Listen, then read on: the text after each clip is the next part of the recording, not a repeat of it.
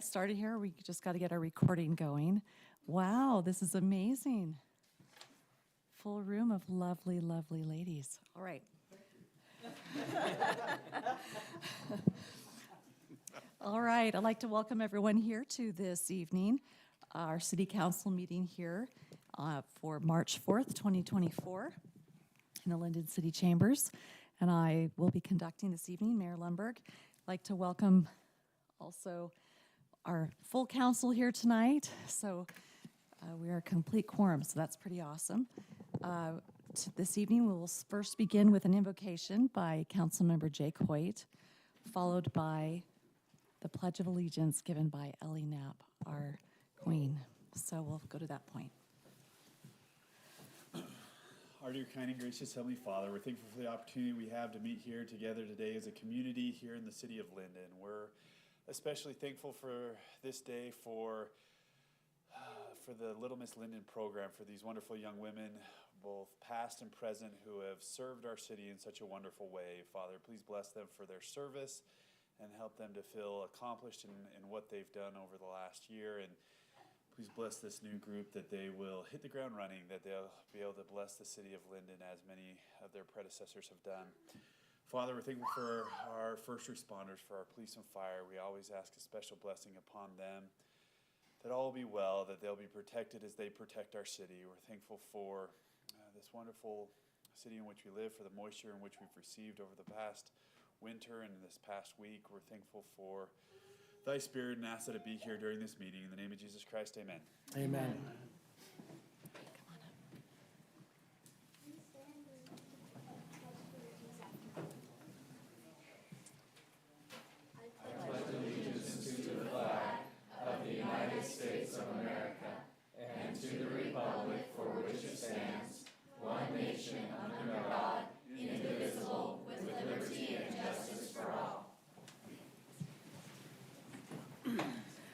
Thank you so much.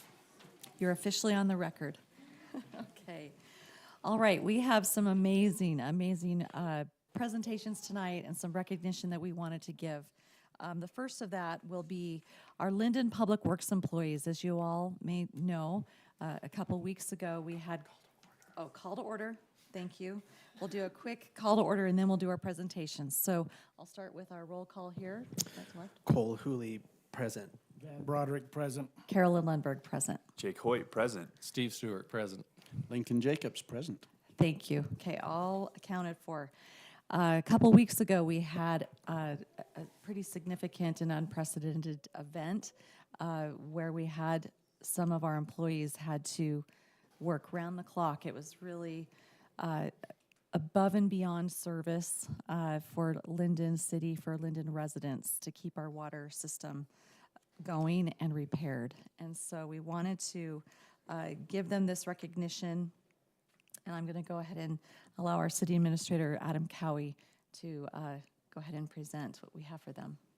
Yeah, thank you, Mayor. We wanted to just recognize several of these employees from Public Works, and a few of them were able to make it here tonight. We're asking them to stay again after hours to come get recognized, and so we'll do it, yeah. So we're thankful for their efforts. Let me read off the names. These individuals, it's not uncommon to have water breaks where these guys are out late at night or early in the morning. This was a unique situation where they had put in a full Friday, and then we continued to have some of these instances occurring. They worked through that night and then through all of the next Saturday. Most of them didn't go home until late Saturday evening. And they went straight through that entire time working to fix the water breaks that we were having and get the water restored back in the city.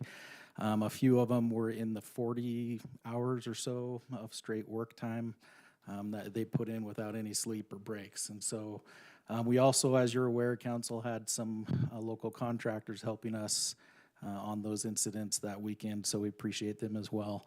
We wanted to recognize, and I'll just have you stand up where you're at if I read your name here. Matt Winward is our water superintendent, and really put in a lot of dedication here on this. Zach Dowley, Paul Miller, Ethan Boren, Leanna Dutson, Breckton Boyer, Spencer Giles, Tyler Pritchett, Matt Neer, Kyle Jensen, Cameron Hardman, and Juan Garrido. And we appreciate all of these individuals and their efforts on this. This was above and beyond the call of duty. And so we wanted to recognize you and give you a $40 gift card. And for that work, on top of what happened, some of you may not know, we had 2 cemetery burials scheduled that Saturday that they broke off from, and were able to accommodate those burials as well. And so appreciate all of their efforts. So thank you very much.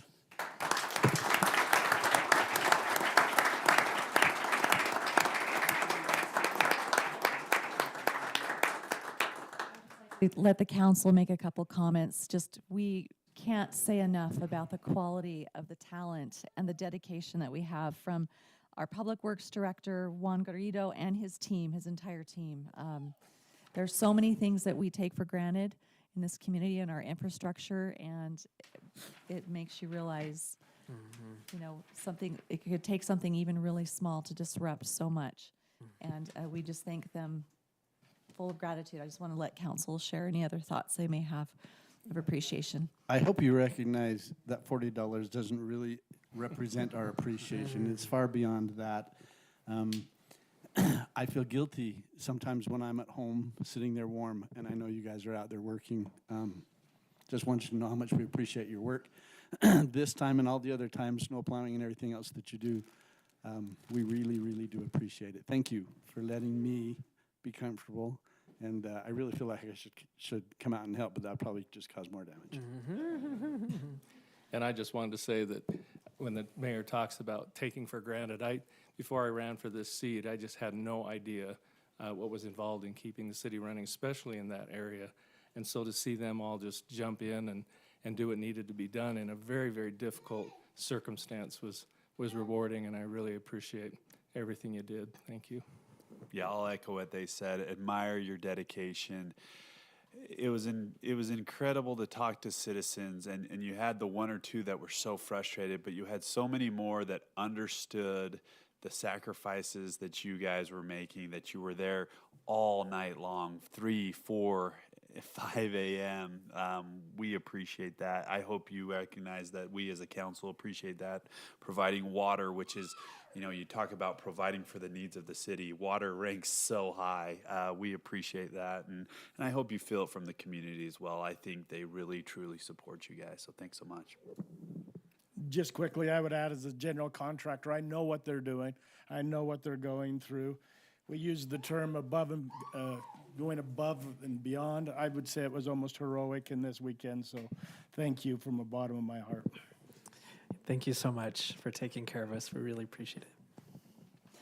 At any given time, so Van and I go to the engineering meetings where we discuss the infrastructure, and these guys are so proactive. They're trying to get ahead of things, but you know, sometimes there's events that we just can't always plan for. And at any given time, there's, what would you say, 60 to 100 items that are in progress? Yeah, we're in for the city of Lindon. So thank you so much. One more round of applause.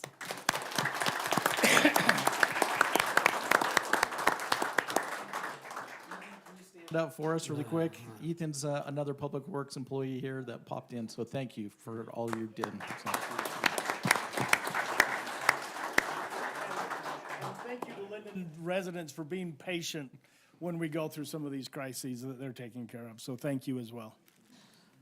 All right, wonderful. Thank you, Mayor. Thank you, Council, for all your support. And to the residents, understanding we don't only have the leaks happening right now, or had the leaks, but of course we're also redoing a couple major water lines and redoing streets. So hopefully early spring, late spring, early summer, we'll have all those roads put back together. And thank you for putting up with our mess.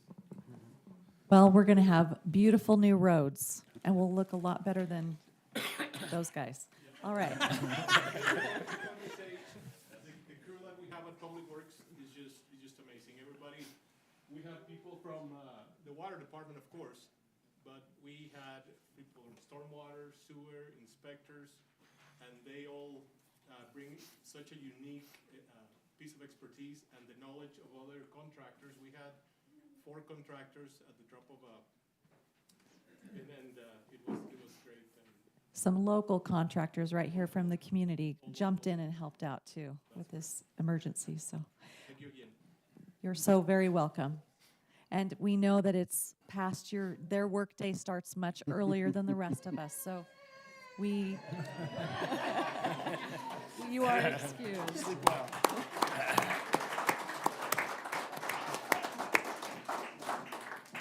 All right, now on to the pretty people. No, just kidding. All right, oh, thank you. Oh, I think they already got them. Okay. Mhm. All right, we have a special presentation here. We'll turn this over to our little Miss Lindon royalty. We have our new royalty, and I'm just going to present each and every one. So if you can stand, Abigail Robertson as our new 2024 queen.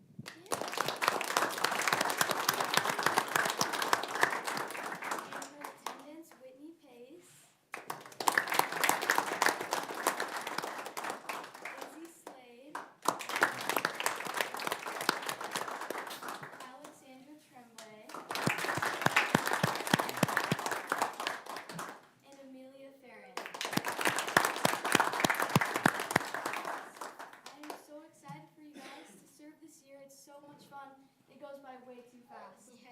I also want to thank City Council and Lindon workers. It has been such a fun year for all of us.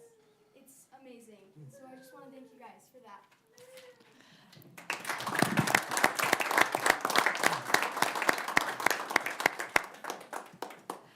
And the next time we see you, you will all be coordinated. Now you get to start the shopping. No, but our little Miss Lindon, these are like our secret cavalry within the city. That's really, really cool. They are at every single event, and they are helping Parks and Rec with all of our events. It's a tremendous year of service, and this year will be extra special with it being our centennial year. So thank you to our outgoing little royalty. Come on up. As a token of Yes. appreciation, we have a little gift for you guys. Thank you so much. Well, we need to get a picture. Can we go get a picture with all of our new royalty and we really, really appreciate these young women. And also, could we have Tracy Stone here? Thank you so much.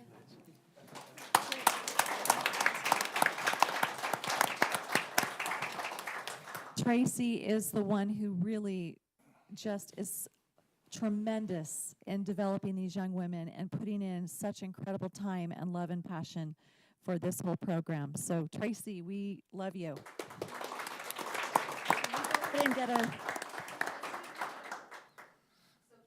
Let's go ahead and young ladies, come over here and we'll get a picture with you.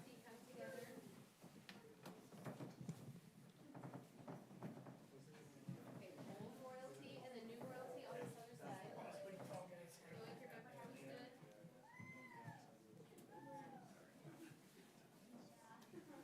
Okay, scoot, everyone scoot that way just a little. Keep going, keep going, keep going. Keep going like all the way to here. Perfect, scooch, scooch, scooch. Just keep standing there and smile. Hey, you ready? Look right here. 1, 2, 3. Like, okay, great.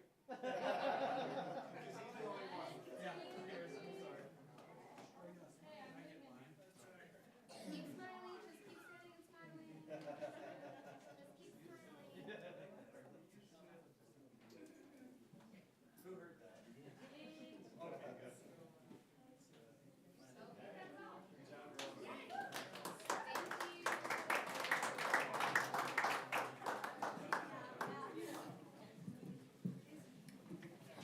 Before these young ladies leave, I would love for our outgoing little Miss Lindon, could you each of you share your name and what was your favorite thing you did this year really quickly? Yes, I'll start. So come up here. I'm helping out. My favorite thing probably was Memorial Day. It was super special handing out all the roses to the veterans' wives. I think that was so fun. Let's go next.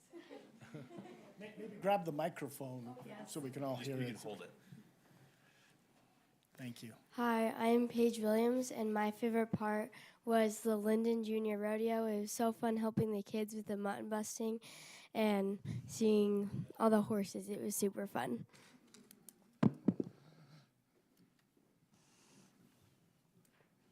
Hi, I'm Mariah Johnston, and I really loved just like serving the community overall, and especially Linden Days and the Linden Parade, because after all the parades we've done, it felt so cool to see some of my really good friends in that parade.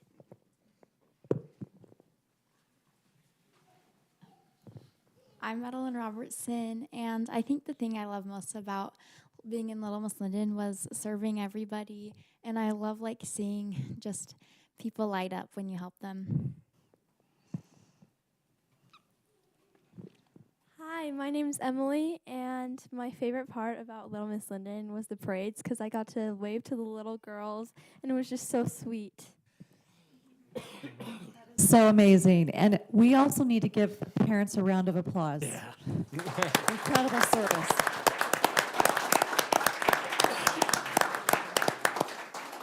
Miss Linden moms, we love you. And I just have a quick question. I know that all of our young ladies have received our centennial pin, right?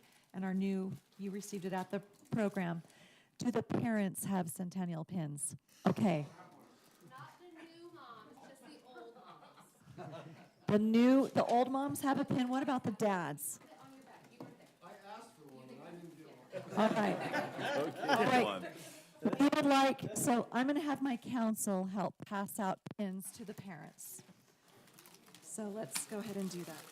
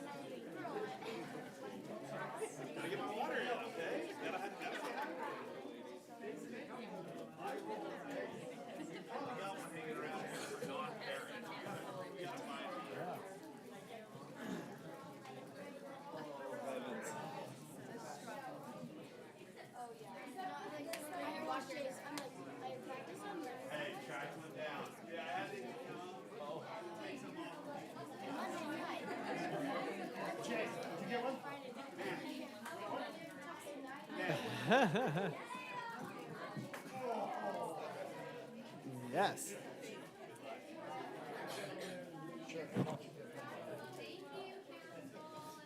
Thank you again, everybody. Again. We do have some ordinance amendments. You're welcome to stay and listen to some zoning and coding. As fast as you can. All right. It's always a little bit of a ruckus each year doing that, but it sure is a special time. Hi, everybody. Okay. All right, on to business. All right, I also would like to welcome our former mayor, Jeff Acerson, who is visiting here. You're all getting younger. We're the new kids on the block, huh? Okay. We now are on to item number 3 on the agenda. This is an open session for public comment. If anybody has something they would like to address the council that is not on tonight's agenda, this would be the time to come forward. I'd like to invite anyone. And if someone could go ahead and maybe Come up to the desk and On use up the here. microphone so people online can hear you. for the recording. Yes. Hi, how are you, Mr. Sylvester? You're the helpful man. I'm trying.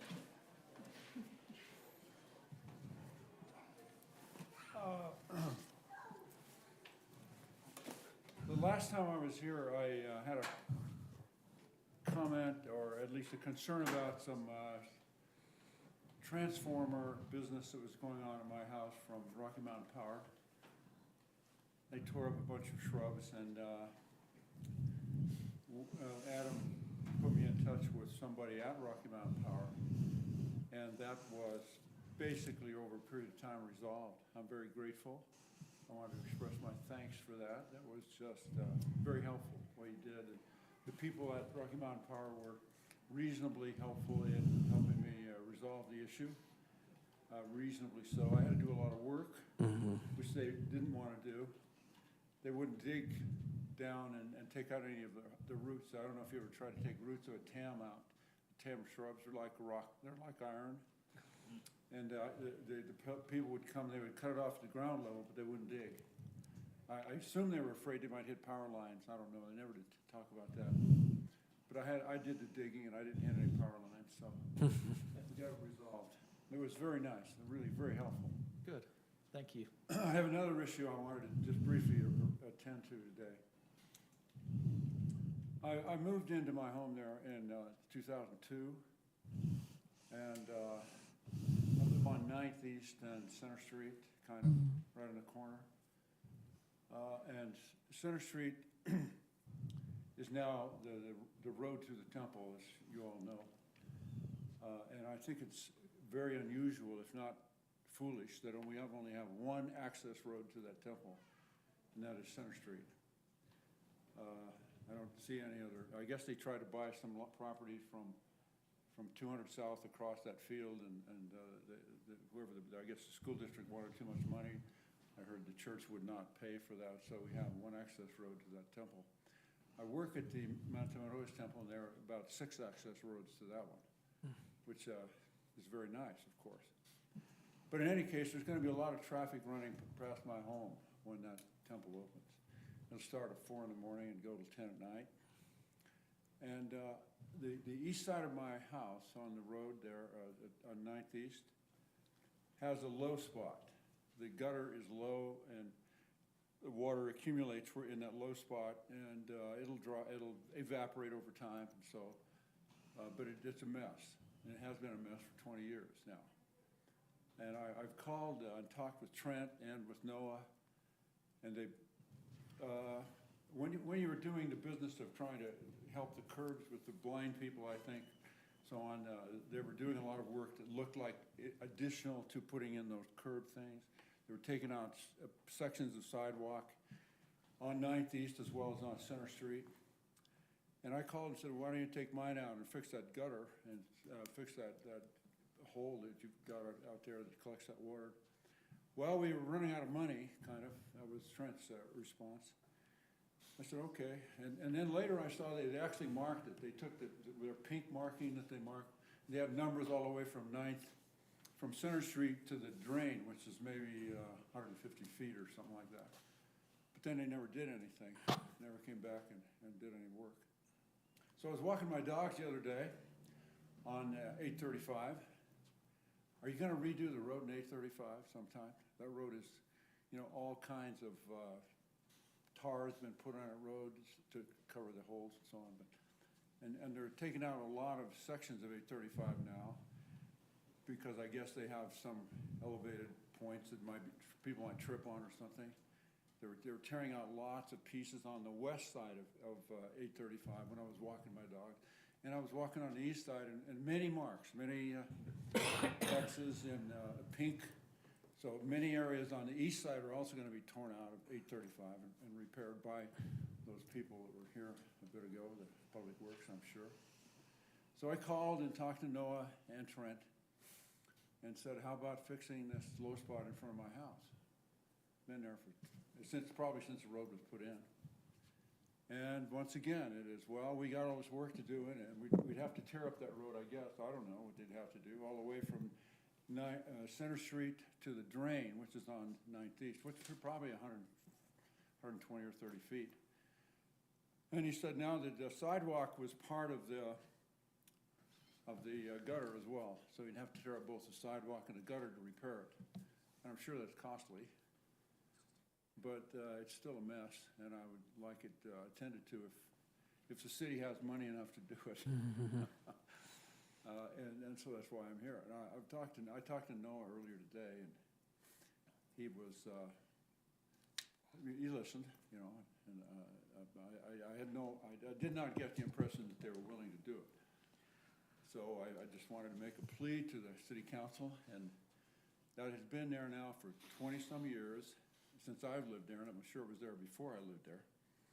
And it's gonna be a road that's gonna be heavily trafficked by everybody going to the temple.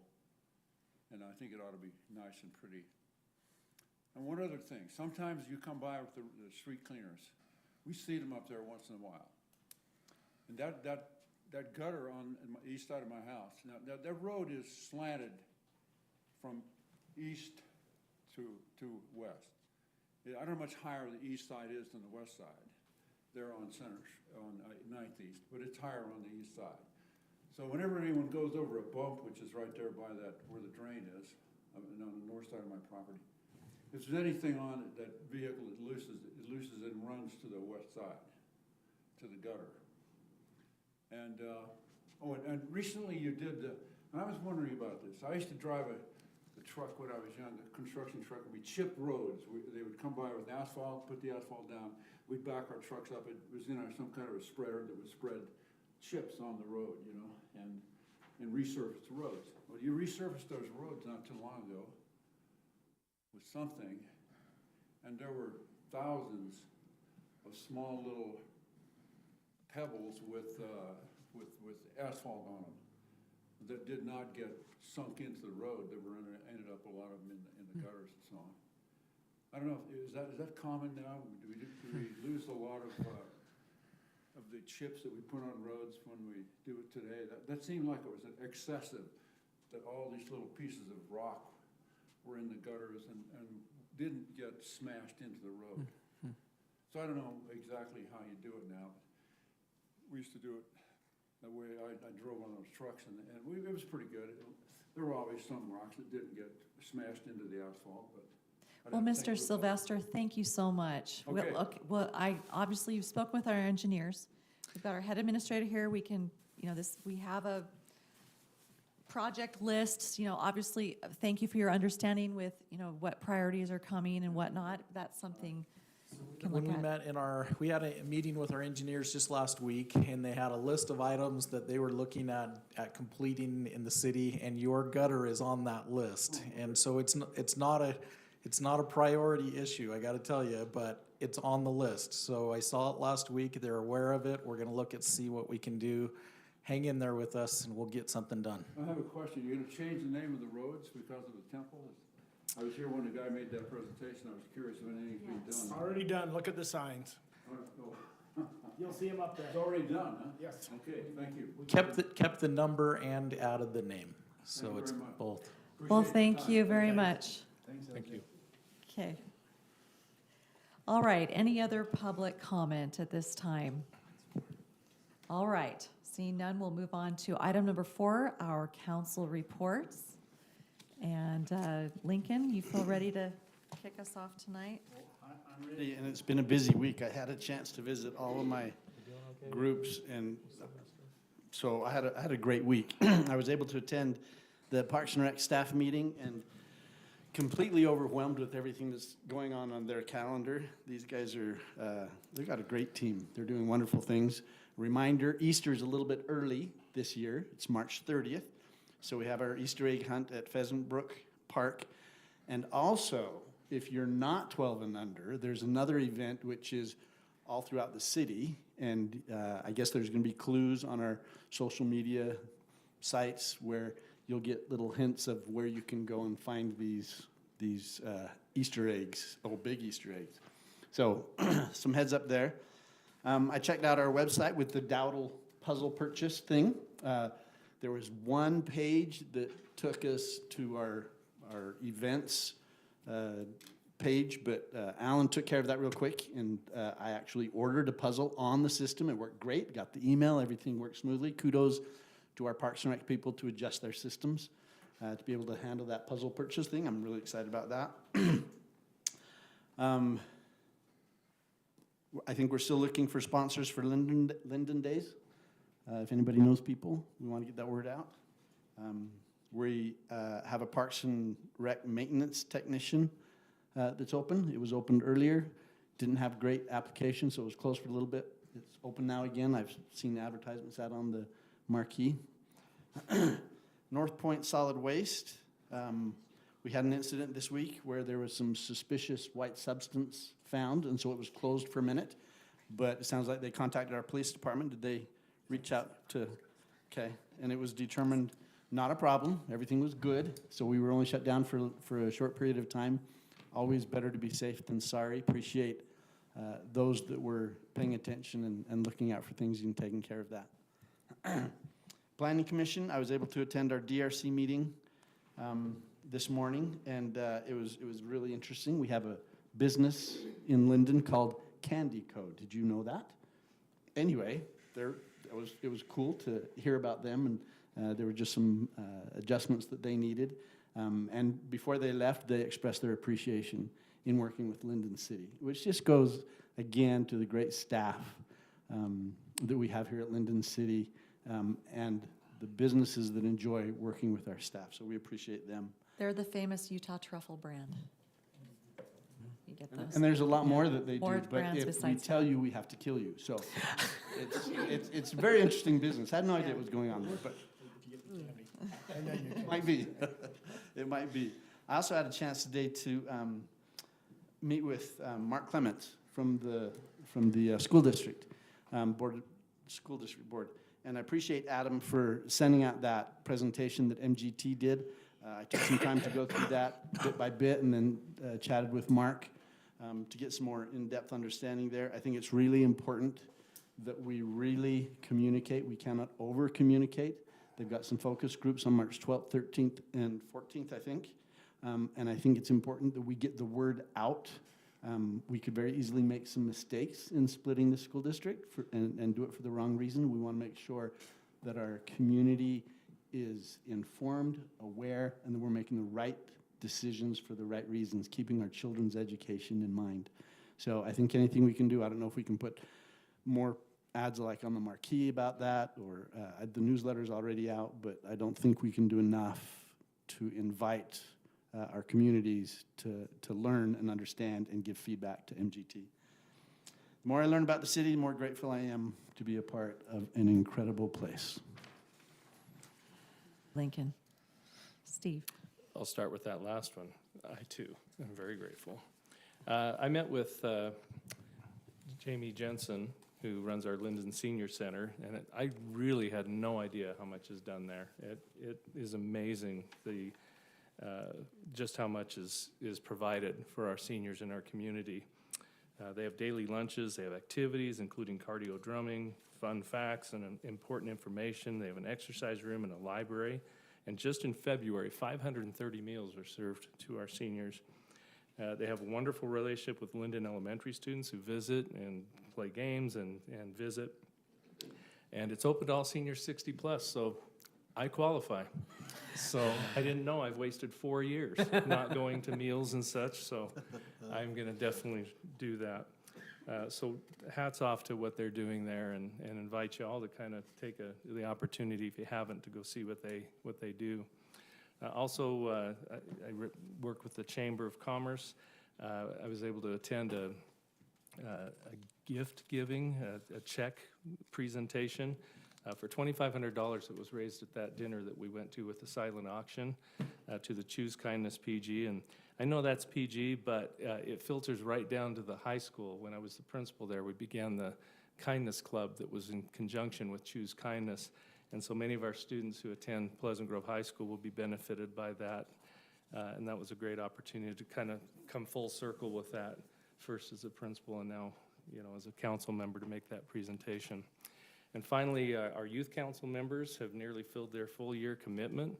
And while we still have a few more opportunities to work together, we're looking forward to the process of selecting new members to that youth council for our third year. It's amazing to think it's already come to that. The application's open on February 26th, and we open until April 12th. That's for all high school-aged Lindon residents, those youth in that age group. It's a great opportunity for Lindon youth to learn more about local government and participate in community events and activities, and to have fun serving together. It provides leadership training and service opportunities. I went online to kind of see what I could find out about that process, and I just want to make sure that for the recording, for those who may be listening, where would they actually get the application, Mayor? It's a link online. It is a link?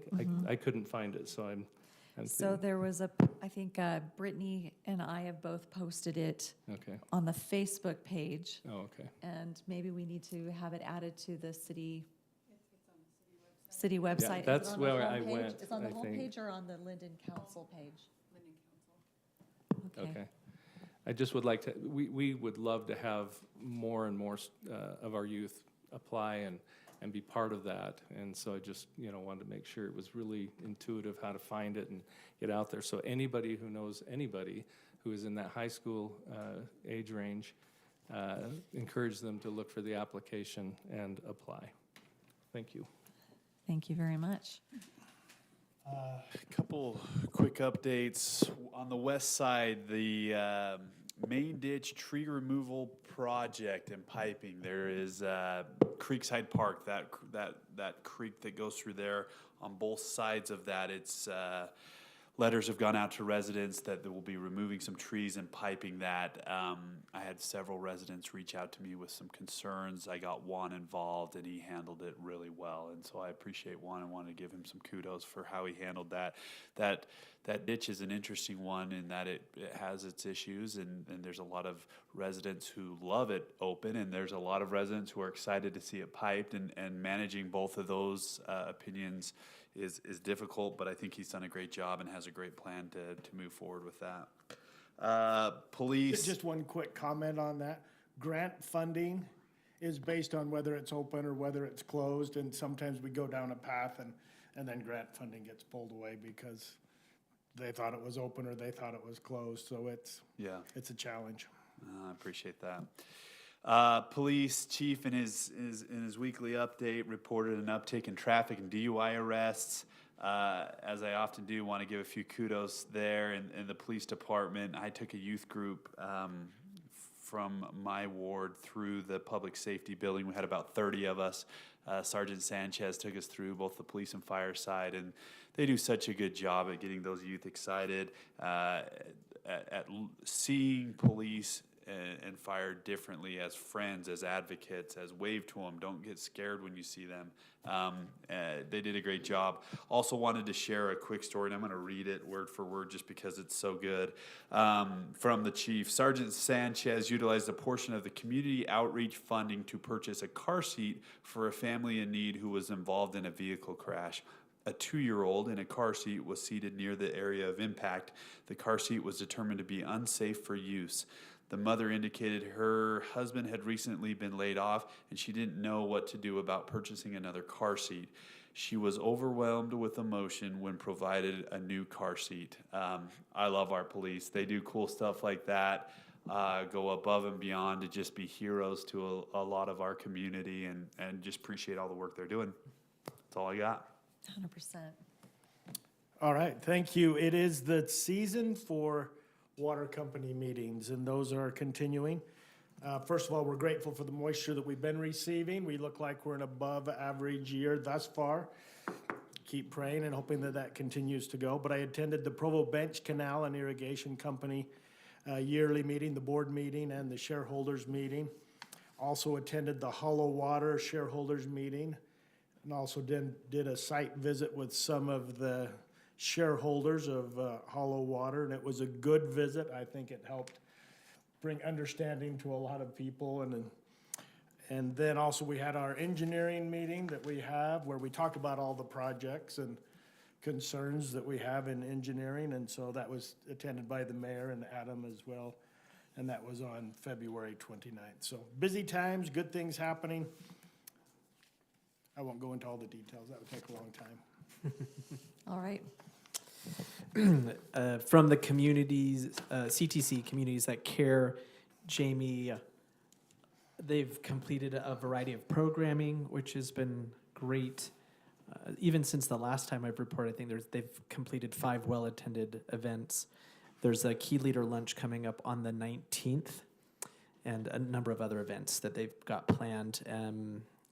In coordination with the Centennial, there's also a health fair with booths that they're doing. So just a lot of really positive things in a variety of ways. Then for the centennial celebration, Heath actually is to thank for these. Here's some shirts if you want to take a look and snag one. This is the centennial t-shirt. There are a variety of sizes, so you'll probably want to look at the tag. Excellent things. Thanks, Keith. Appreciate you bringing that. On the 18th, hopefully we'll have the proclamation on the agenda for the city, our meeting. And then the big event that hopefully everyone has is the 25th with the Dowdle unveil. So March 25th at 6:30. Everyone, of course, is invited and hope you'll attend that. And not only Dowdle, but this is the quintessential 100-year anniversary, March. Yeah. March is the actual 100-year mark. Oh, that's so awesome. It's huge. It's a big one. It's a big one. There's a Healthy Lindon kickoff in April, on April 13th, and there'll be events throughout the year. And then something for us to, I don't know, Adam I don't know where we would put this, but as a council, they would like some feedback on where to plant the centennial tree and put a bench under it, like the location. There's been some talk about in front of the community center or here in front of the city building.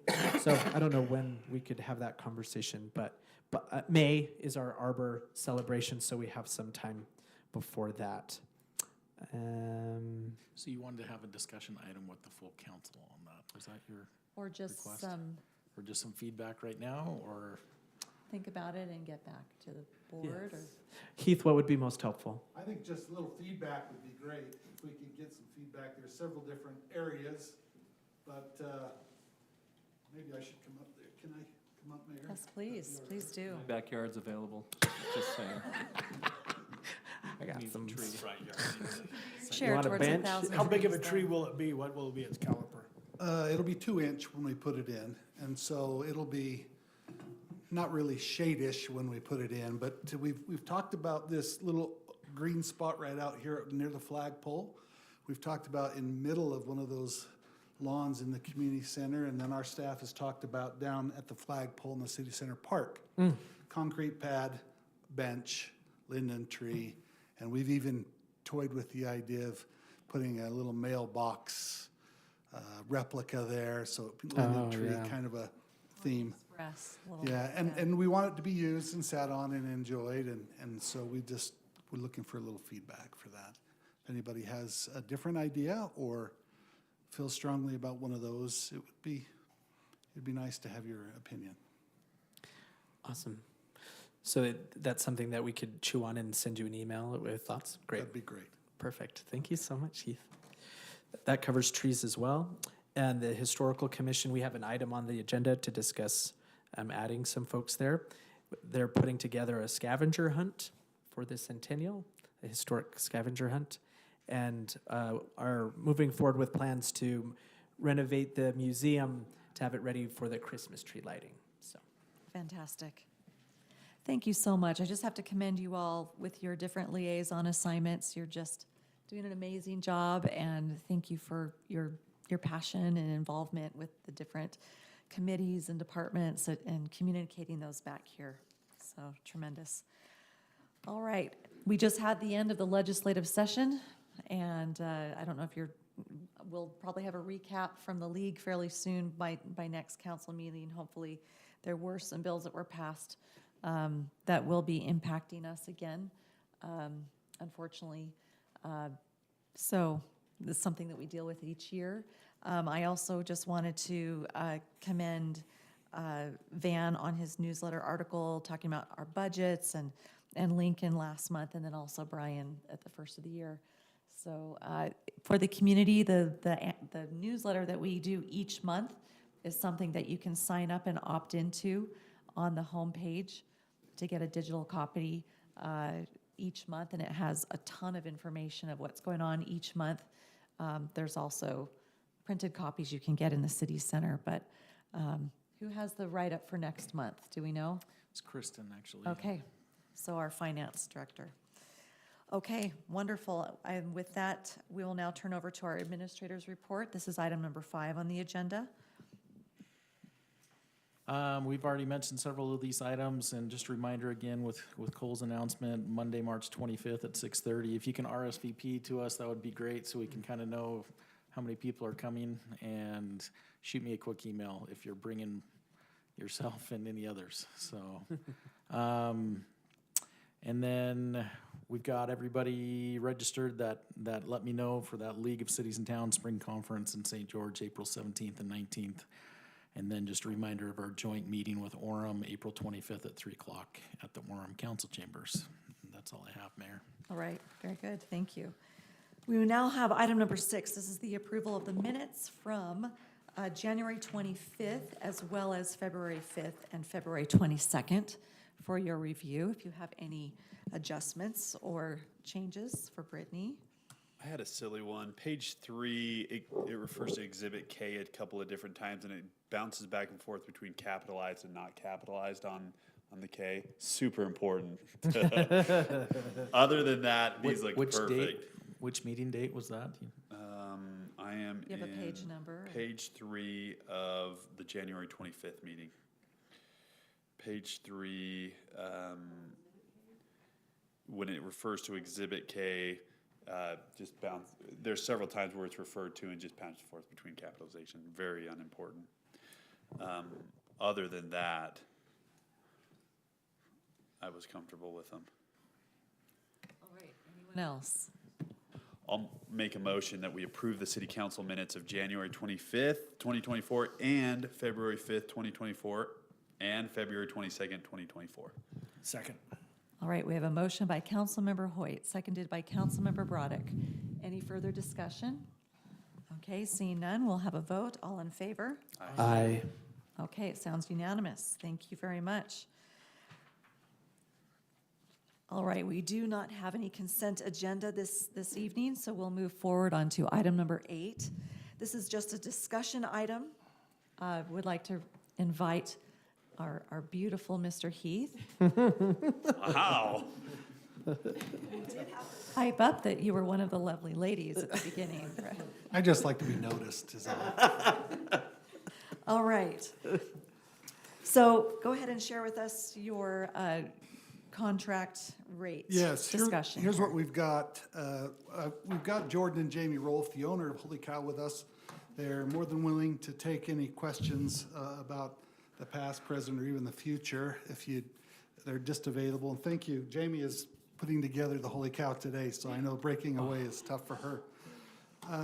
What we've got, if you read the council, the staff report, we have kind of grandfathered Jamie along and the Holy Cow Boutique along in the last couple of years. And what's ended up happening is the gap between other people renting and what we've been charging her with the grandfather clause is getting wider and wider as we've adjusted the fee schedule. So I gave you a lot of information and a lot of data here. And it was 2017 that Jamie and Jordan came to the council and talked about some ways they could make that rate work for them. The current situation is that at that grandfathered unofficial, we don't have any paperwork, and Jordan and I and Jamie have been working on maybe a draft agreement that we may bring back to you once we get some discussion and some direction from you. But going forward, there's other boutiques that would like to use the building and are not getting the same rate as the Holy Cow. And so my purpose is to make sure, truthfully, that it's affordable and usable and fair and equitable. And I think that you all would agree that that's probably exactly where we need to be. So through brainstorming with Adam, we talked about maybe the 5 or 6, I think there's 6 ways that maybe we could look at this and try to make it usable and fair, and yet, those are 2 things, right? Usable and rentable and fair. So the 5 areas, we could no longer allow commercial or for-profit events in the community center. Adam has since looked up the community center rental rate, not the rate, excuse me, the revenue from last year, and the Holy Cow Boutique accounts for about 42% of all the revenue there. So it is a big revenue taker for us. Last year, we anticipate, Jamie, and I'm not so sure, you can catch me on this, but I think we had about $24,000 in revenue besides the tax increment, which is about $2,500. It goes up. The Christmas show is better than the other shows, so it comes up between $2,400 and $2,500 in tax. That's not the total. That's the Lindon City take. Portion that comes to us. That's our portion. 2,500. Yeah, it's just under $2,500. So that could be a first option. There's some pros and cons I hope you were able to review. One of the pros that Jordan mentioned to me last week that I didn't put on there, of course, a lot of people come to this. My mother is a regular attendee, and she lives in Levan, down there further than Nephi. And so it's a big draw, and we get a lot of people, and she'll often stop at Maggleby's. There is some draw on that as well. If it goes away, everything would be fair and equitable, of course, but probably, for commercial events, we'll have to deal with the loss of the revenue for sure. I'll just go through these really quick. Second, we have the boutiques pay the current fee schedule rates. One of the other boutiques that is just trying to start up, she rents for about a day and a half because she cannot afford any more time because she is at the current fee schedule rate. So, and she's it's very small, and there's another third boutique that's trying to get started up and go with it. But the other one, maybe they just all pay the same fee. The other one, maybe item number 3 is what we were kind of working on when we came to the point where we better get council's direction, was developing a special fee, which may be negotiated and changed, but maybe under certain criteria that the council agrees to in order to lower price or make something more affordable. And we were talking about maybe a sales tax, how much sales tax they make, and maybe the amount of rental days that they take. Maybe some of the other things, they provide insurance for us, $1 million coverage insurance, and tax increment and some of those things. So that's an option as well. Then maybe there's another option. Maybe the council might want to grandfather the Holy Cow.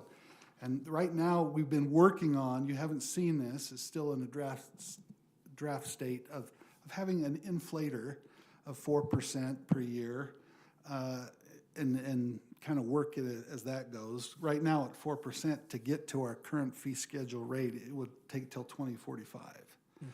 So, 4% is movable, 5%, 6%. In fact, if you want to know the truth, between 5, 10, 15, and 20 and 25% inflators on that, the years shorten about a year and a half is all.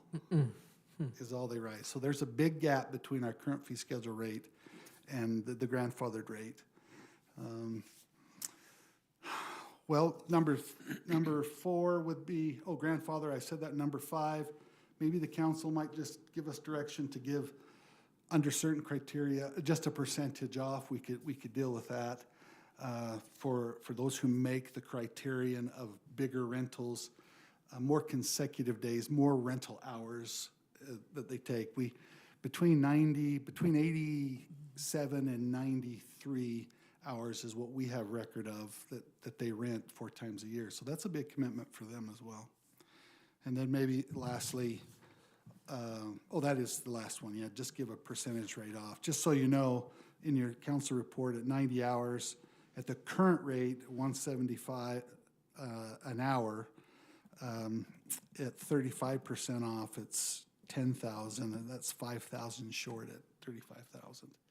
So where we're at with our fee schedule and how to get there or make an adjustment is really what I'm here to try to get some direction on. And again, if you have questions for Jamie and Jordan, they'll happy to come up and join me. All right, questions, council? So I have a quick question. So they had in their contract that they could have the same rate in perpetuity without any inflationary You know, they didn't adjustments? have anything in writing. Okay, Contract, right? It was a rental agreement that we just rolled from year to year. In fact, Okay. I think the last signed one that I got, because it was regular, and we've been 6 months out paying, pay two ahead. okay. So we just kept rolling it, and so we Okay. we didn't do anything formal, and that's why we're here. That Let's do was, some- that was based off of a city council meeting, that the decision was made, this is what they're gonna pay. And so we 2017, just carried that forward and have never changed it since. It did increase a tiny bit. I can't remember the one we started with, but it did increase a little bit, like Okay. a couple years ago. Yeah, I put in the council report that they had a 5% off agreement to be in the chamber, a 5% off if they rented the whole building. And then they had a 6-hour maximum per day. So you rent it for 6 hours, you could have it for 12. And that was the start, the genesis of it. And then it's changed a little bit over time. And if I remember, and those council members and our city administrator too, we had, this was unique. We hadn't really been renting out the community center before. We didn't. It was have really- tough We to didn't really get have a renters in structure. there. We didn't really have a structure, and so it's been a work in progress over time to determine what this needs to look like as different entities want to come use it, so. I think at that point, we were also advocating for them to come here. It was, hey, we want you here. Here's, this was a pretty big deal coming from Pleasant Grove to Lindon. And I think that played into it as well. One other thing that slipped by us as staff, because there wasn't that big of a need like you're talking about, is they set up on Saturday and they encumbered the building on Sunday. Wasn't a problem until I had somebody need Sunday or want to rent Sunday. So Sunday is a day that we definitely need to decide about. They don't use it, they're set up, but it's unrentable, it's encumbered. So that's another little thing that we need to get some direction on what you'd like to do there. What are the other two boutiques you mentioned that have interest? The Market the Market Company, and then what is Delilah's? It's Creators. Creators Collective or something. yeah, Market Co. and Creators Collective. And they've expressed interest, or they are currently renting it? The Creators Collective is, and she's got 12 dates this year, which is a Friday and Saturday. And to maximize what she's doing at the current fee schedule rate, she puts booths outside and wants a portion of the parking lot to try to maximize that one day that's here. And I did do some checking with the other boutiques that we're aware of, haven't heard much of, but the Battle Creek Boutique has now moved to Salt Lake County, and they're at Schmidt's greenhouse when the greenhouses are empty in the fall, and they use the big greenhouses there.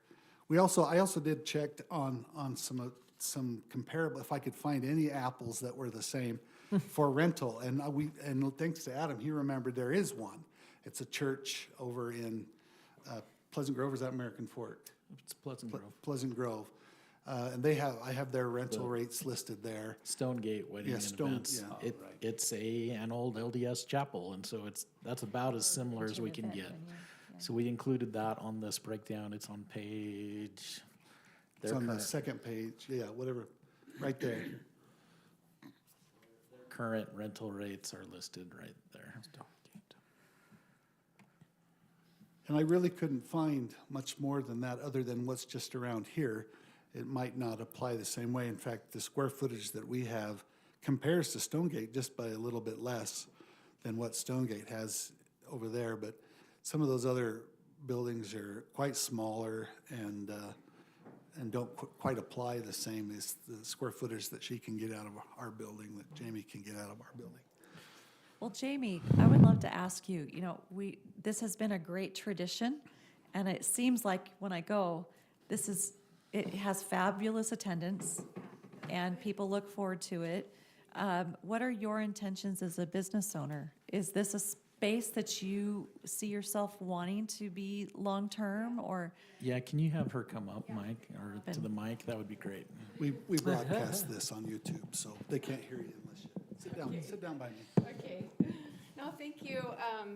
Thank you for taking time to listen to me, but grateful for Heath. He and all of the workers at the community center, we just love. They've just been so good to work with, and we appreciate, because we know that we're kind of an inconvenience for a week. So, but we love Lindon. This year, like, I've got my sweatshirt on because this year we're celebrating 40 years. Wow. Like you guys are celebrating 100. I'm the third owner, but the original owner, Terry Marchbank, started it in her home in Lindon. And then she moved it to Pleasant Grove. Teresa McClellan then bought it. They had it in Pleasant Grove, and then I bought it. We were in Pleasant Grove a year, and then we found Lindon, and I love it. Like, it's a great community. I love having it here. Our patrons love it. I would much rather rent a place that's like this than go to like an expo center. Just because you don't get that kind of small town feel. Even though you're just right off of State Street, you just get a little bit, I mean, like courses were going up the street, you know, right in front of the school and the building. But yeah, we want to see ourselves here long term.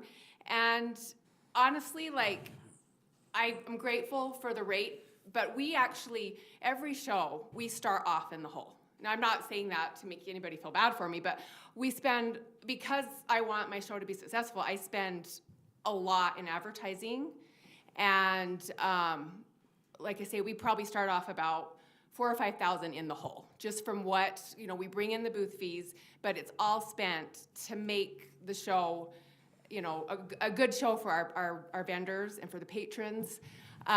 So the sales tax, we pay a lot of sales tax, but you have to remember that most of that money, like, I make a commission. It's important for me to find good vendors because that's the only way that I make money. Sure, it's my job, you know, I make money off of it.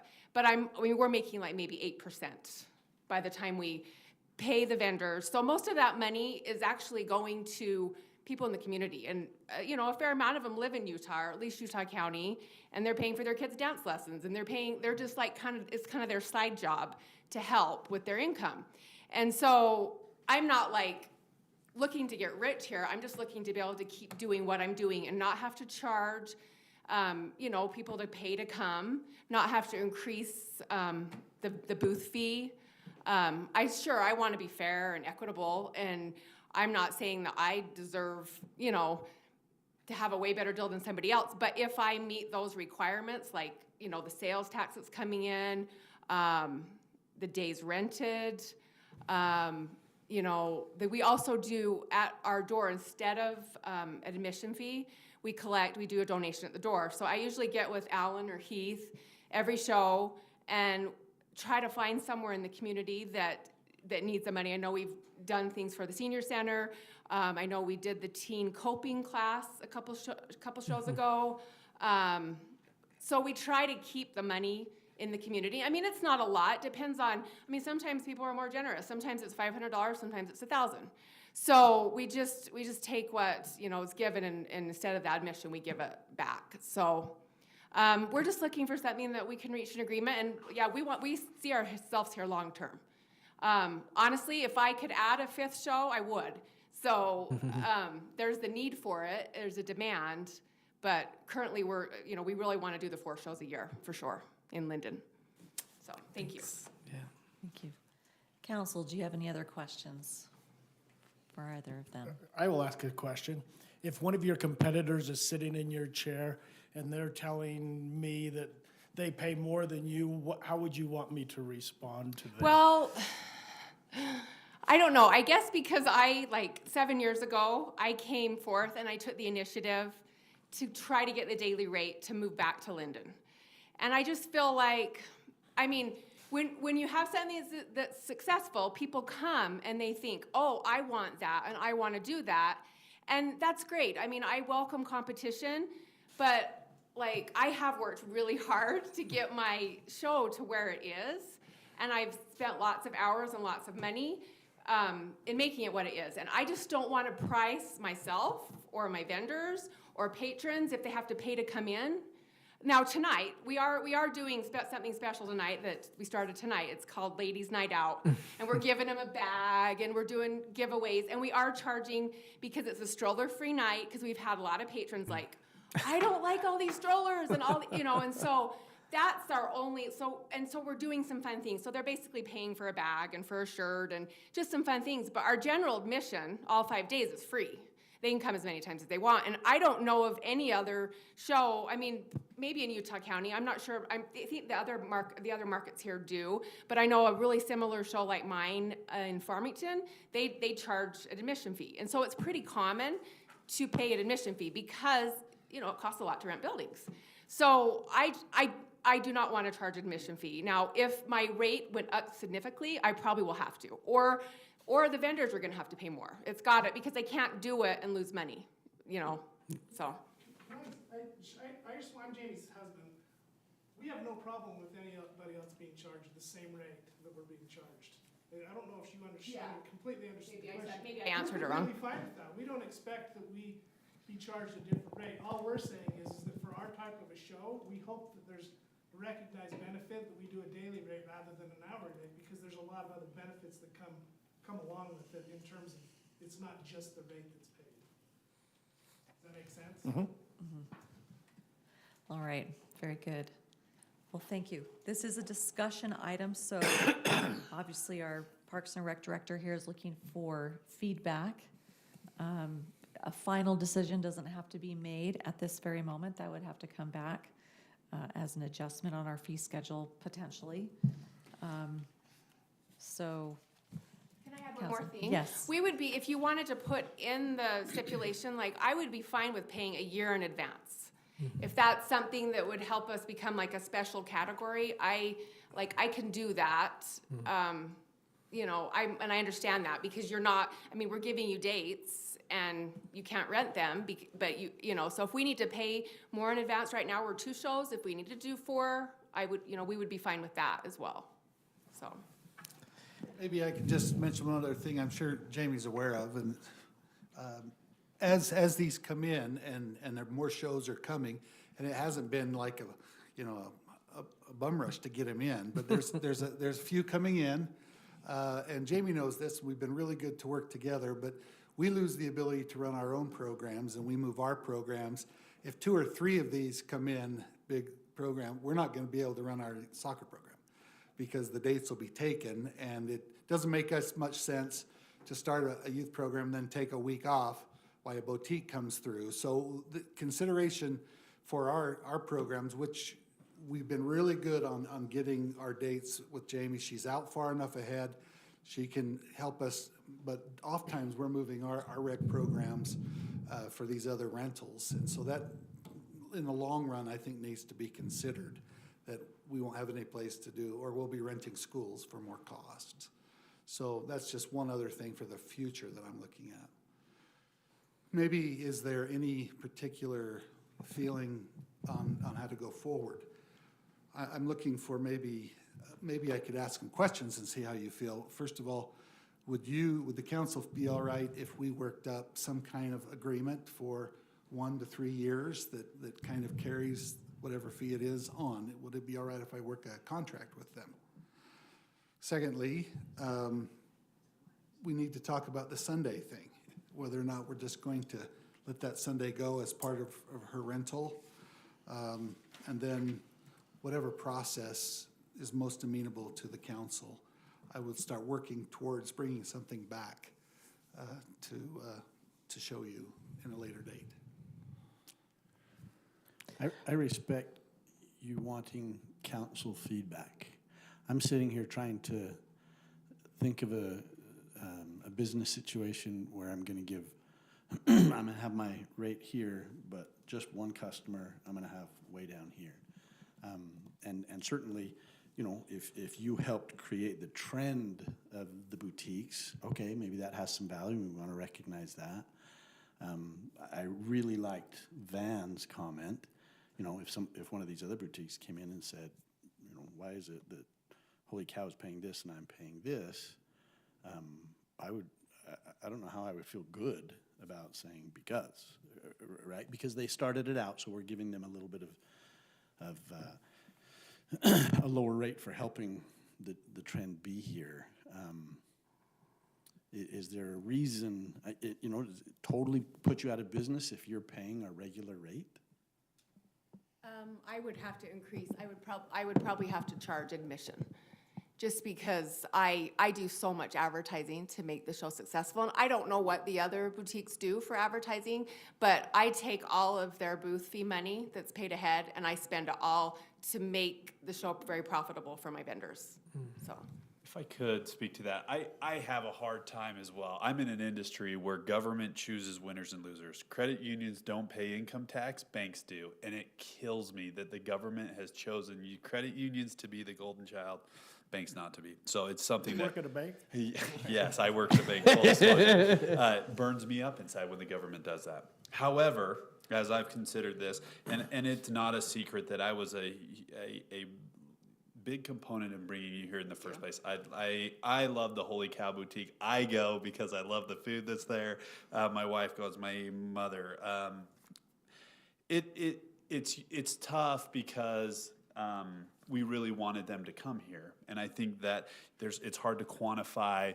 I talked to my aunt this week who comes with her 3 daughters, and then they go to Pizza Factory. It's hard to quantify bringing people in, the sales tax generated once they're here in our city. But I also think to that point of, are we choosing winners and losers as a government entity? I look at where I am employed, and we offer interest rates based on criteria, and it's a very clear-cut criteria. If you have a certain debt coverage, net worth, and amount of deposits at my bank, you pay a lower rate. If you don't have those things, you pay a higher rate. And it's very clear and very concise, and that way we can't be accused of cheating or having favoritism, but it really comes down to, hey, we have priced this according to a certain criteria, a certain criteria that this client has met, and so they get the lowest rate that we publish. And so I think that it wouldn't be completely unfair, and I'm able to wrap my head around it as, hey, if we set certain criteria and say, if you're meeting this, so option 3, as Heath has set out, if they're meeting some of these criteria, that they can pay this, and not only them, but others, if they get to a point where they can meet that criteria. And I think that this is because it's special space, and we don't want to take Parks and Rec out of it. I think that they need to prove it. Meaning, if someone new, say creators, were to come in and say, hey, we want to hit your revenue number or your sales tax number, we say, okay, you pay normal rates, and if you do hit that, and we can prove it, not, oh, hey, I've put together a business plan, I'm going to hit $6,000 in revenue or sales tax revenue, we say, okay, you did it. Yes, you qualify. And so that's where I'm leaning. I look at the Holy Cow Boutique really as an extension of a little bit of country. It's so Lindon. I think of all the people who started it and continue to do it, a lot of Lindon roots and ties there. And so for that reason, I'd love to find a way for us to find some sort of option 3, which I have a hard time knowing that it's a lot of work for Heath, and I know that that's probably not the clear-cut, easiest way for us to do it, but I do think this is an organization that deserves some consideration. And so I find myself leaning towards an option number 3 where they qualify for a better rate. Not that they're just given a better rate for who they are, but they qualify for it based on proven data and track record. And that others have the opportunity to get in that same category. Absolutely. I'm loving what you're saying here, because all those years ago, I was one sitting here voting and thrilled to have you guys come. So Thank we you. wanted to keep that. Yeah, that and we going. really, I thank you, and thank you, Jake. I appreciate that. So I'm kind of where Jake is on that, to option 3, where we can be fair, be supportive of businesses that have been doing such great things, but it still makes me feel good to the other people that may come as well. So I'm liking where we're going on that. I agree. That's where I'm at. I've been struggling with it. Option 4 with grandfathering just seems like a soft way of saying we're not going to really do anything because it takes so long to do. So what Jake just said, I really appreciate that explanation. Would feel a lot better about that option 3. And I want to say thank you because you bring my daughter from Eagle Mountain over to here. And so she stops by my house and we eat that cinnamon roll He's together. mother, she comes. In fact, I even saw her, I was getting a pedicure and I saw her and she's, you know, we talked. She goes, oh, I'm excited to come. And she's, It is. Sure, I won't have any money left. She's dropping it there. No, it's so fun. Like, it really, there's so many people that are just so excited and it's the tradition that they do with their mom or their daughters. And in fact, I got an email today from somebody that said, I love the Holy Cow Boutique. I love to come. I've been coming for 20 years with my mom and she passed away, but I'm still gonna come because she would want me to come. It's gonna be hard, but I thank you for doing this. So, I don't know. You know, I might interrupt one more time because I'm proud of my mother for coming up. I think she thinks she's supporting me, but she don't never buy me lunch or anything. She gave one of those little cinnamon twist things. Yeah, several, but she doesn't give me any. Oh. But the lady that picks her up in Levan lives in Delta. So it's reaching out there, and the lady comes by and picks my mom up. My mom doesn't drive, and they come up, so it's well known. Go ahead. Council. I was just going to say, I'm also for a more flexible option as 3. I didn't quite understand the differences between 5 and 3, other than maybe 3 is under your jurisdiction and 5 is under the council's jurisdiction. Is that? I mean, there were some different criteria, but is the principal difference? It should be the close criteria. I was just throwing ideas that Jordan and I have talked about making that. So really, it's just the option 5 would be, and we still have to decide that. What is the rate? Well, they're going to get X amount off. And so I put that on option 5 so you could see just how a percentage off would fall. Even up to 50% off, it's almost $3,000 more than she's currently paying. So, yeah, I think that's where we probably next need your direction is if under the current rental rate, they would be paying $15,750 per show. And that's not including Sunday. That is Including Sunday. They're currently paying $59.40. So what percentage, if they're getting a discount after meeting some certain criteria, what percentage discount are we giving them? They're currently off our current fee schedule getting a 63% off.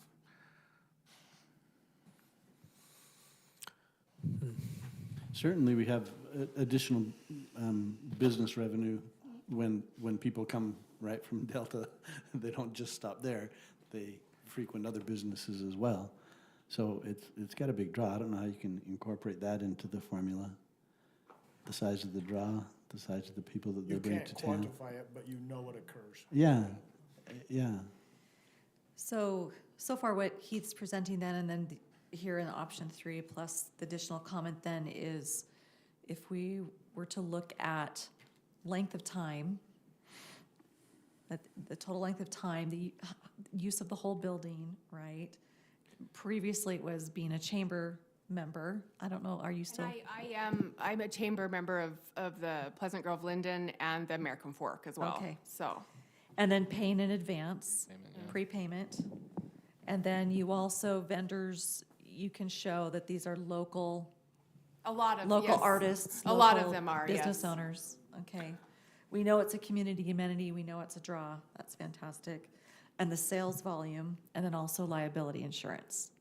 So those. I'm sorry, the sales volume? Well, it's sales tax. Oh, okay. The tax is generated from the volume, total volume that's done. Do you have any vendors that are tax exempt? Okay. No.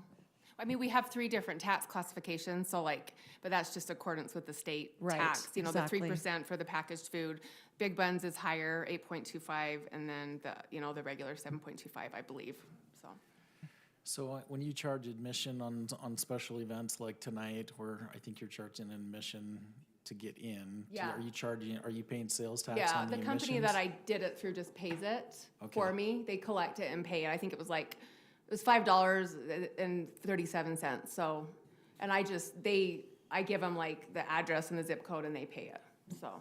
Okay.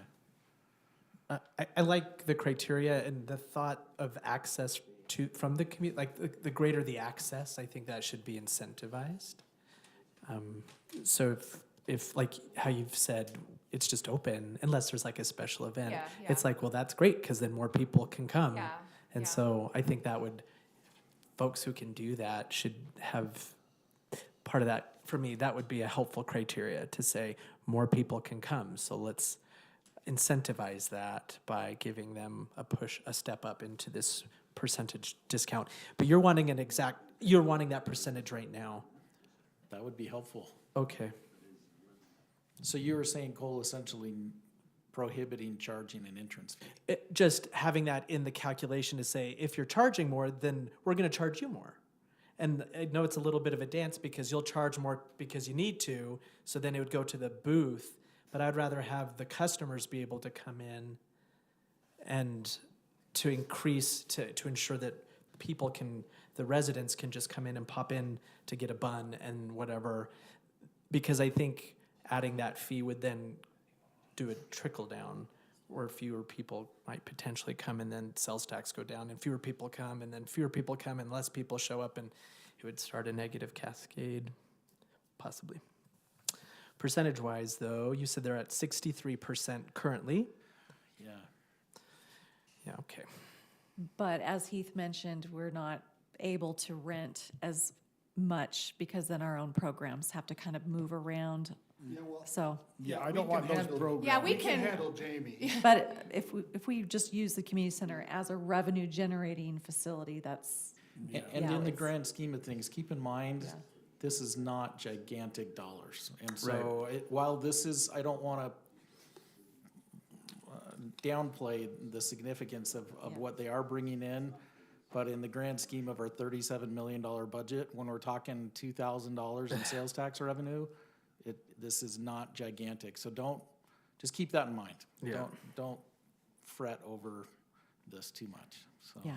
Do we have a sense of costs incurred from the city side? You know? We spend about an hour and a half or 2 hours taking down, getting ready for them. About an hour and a half putting everything back because we clear the lobbies and we put our chairs, our tables away. Jamie takes care of our chairs actually in her trailer, our big chair racks. So they're not even, we don't have to worry about those, but they take our conference room and pretty much everything else. But we don't really have to do much other than that with it. We try to chase a thermostat if it's too cold and too hot. Sometimes it's impossible, but Do we have an employee there while they're there? till about 6:30 or 7. But Jamie gets a key. She's in here on Saturday, and it's one of these other trust things. And to their credit, the Holy Cow Boutique has done what they've said they would do. They stayed in the chamber and they stayed active with us. And Jamie calms all of her And she gals down cleans that up. gets upset Yeah. before they come talk to me. The facility, great. Yes, we haven't had any issues with damage or anything like So that. we appreciate that. yeah. All right. Well, Heath, what I'm hearing is they liked option 3. Maybe you come back with those 6 elements that were discussed and determine, maybe some percentages to present to the council. I can present 3 or 4 different in that area. That's what I'd like to see. That is- would Okay. be good, and then kind of the benchmarks Right. that makes it so that it's, So this is in your packet, but are any of these discounted percentages off more favorable than others? I'm really trying to get better direction. All of those are within a range that I'm willing to consider personally. And I'm okay with even more, like a 50%, I don't know. I love the principles of viable and fair, and so it might shift the fee for the other creators and Market Co. But if it's bringing community together in our facilities, bringing in these other things, I think that's good. So I would even, So council, there would was you a row want to of do it? 50%. So question for you, Cole. Previously, it was 5% if it was whole building, 5% chamber. I mean, do you want to have like the six Oh, things yeah, each yeah, have yeah. a percentage? Or do you want to just say you do these six, all six, and then you get the a full. X? I'd prefer to see it full because my purpose isn't to incentivize boutiques of the world to gather around. Do you think it's Let's possible? say they meet all six criterion before they get a That's what I would- particular, That's what I okay. would say too. I guess the only thing is then who would, it's like startups? No startup boutiques would have a chance at that. At that discount, for sure. But right now, we don't have anybody that's even close to what she's proven and what she brings in. The others are trying. Sure. And, you know, as they get bigger, I think if we had, you know, maybe, I don't know how many, you have lists and lists of vendors that would come. If we had more space, Sure. she could bring more vendors in. I mean, she uses every bit possible, but some vendors only, one of the Market Co., I think it was that. I think the Market Co. only had enough for the gym, only had enough vendors to fill the gym. So that's kind of their issue too, as they build their show. Right. And as we go through this, you know, and Heath and I and Adam and everybody will have to work very carefully with this. We do have to make sure that these distinctions aren't just, you know, a facial distinction that nobody's going to have a chance to meet. Right. We're going to have to tailor them so that it is an even playing field, like we talked about. So, but that's a process we can work through. So, but it's important to appreciate that fact. Do you So. feel like setting a sales tax number? I mean, in my mind, that's I think if we put a number associated with the number of days and time that the facility is rented for, and we put a scale on that, that's the stuff I'm looking at. There's got to be distinct benchmarks that we can tie that are even. In other words, we don't expect a vendor who takes or a boutique that takes just the gym to be able to meet the same sales tax. So so it's going to be fairly involved and complicated to make sure that it meets this requirement, that it is truly fair and equitable, not just on its face. It kind of sounds like identification. You Right. could either have column A or two forms of column B, or I mean, it sounds like there's a lot of But I do pieces. think it's something we can do. But we just got to make sure that we're not just, you know, plain, you know, giving lip service to this fair and equitable. It really has to be something that is an even playing field for everybody. So. Alrighty. Well, Heath, you can take it back, and council, you can continue to give feedback as You well. probably got what Yeah. you're gonna get. Well, I think I've got enough here, and with Brian and Adam to make sure it's fair and equitable. I think we've got what we need, so. It's something you can Thank you. manage and do. Yeah, I think so. Well, thank Yeah, you, thank you and for letting go us have have time. a great show this week. Okay, thank you so much. All right, we're on to item number 9. Amy? This is a public hearing for an ordinance amendment to our commercial farm zone. I'll motion to make to open a public hearing. Second. Motion by Councilmember Hoyt, seconded by Councilmember Broderick to open a public hearing. All in favor? Aye. Public hearing. I'll turn this over to staff. Mr. Florence.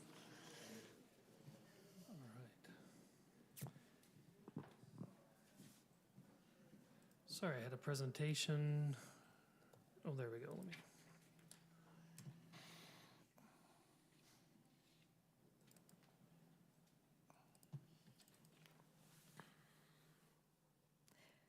Does our council liaison have a report how this was received coming up through Planning Commission? Not anything more than what's written. Okay, all right. Any comments? We had a lot of while good he's getting- discussion. I think one thing I noticed that I sent an email to Mike was the temple site has a bunch of these storage containers, and it kind of went outside of some of the discussion in the Planning Commission, but I think Mike addressed some of those things. Okay, So, sounds great. All set then, Okay, Mike. all right, thank you. So if you remember last year, we worked with Wadley Farms on a bunch of changes they wanted to make over there. We did some ordinance amendments, conditional use permits, site plan approvals, and then we came back as staff and discussed with the Planning Commission and Council what can we do to strengthen this ordinance so that the focus is on the agricultural aspect of the ordinance. And so we've made some changes tonight. The Planning Commission gave a unanimous recommendation on this ordinance to the City Council, and so I want to quickly go through some of those changes. In the purpose section, and just some clarity, changed the word commercial activity to commercial uses, and then referred to that section in the ordinance that has the commercial uses. And then we also changed from agricultural industry to agricultural production, because that's the title in the ordinance, is agricultural production. I don't want to confuse it with agricultural industry, because that's what we have a separate definition for that defines feedlots and, you know, industrial agriculture requirements.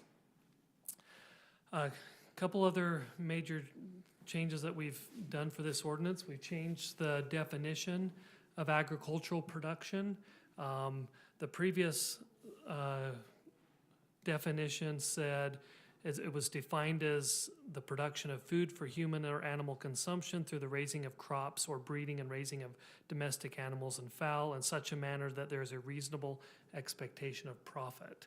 And we had a lot of discussion last time about reasonable expectation of profit and what that was. And so, and the city also already defines what agriculture is, which is, you know, that raising of crops or breeding and raising of domestic animals and fowl. So I changed the definition so it will be defined as agricultural activities, including cultivation, processing, and distribution of agricultural products that result in the product being marketed and sold at retail or wholesale, and does not include industrial agricultural uses.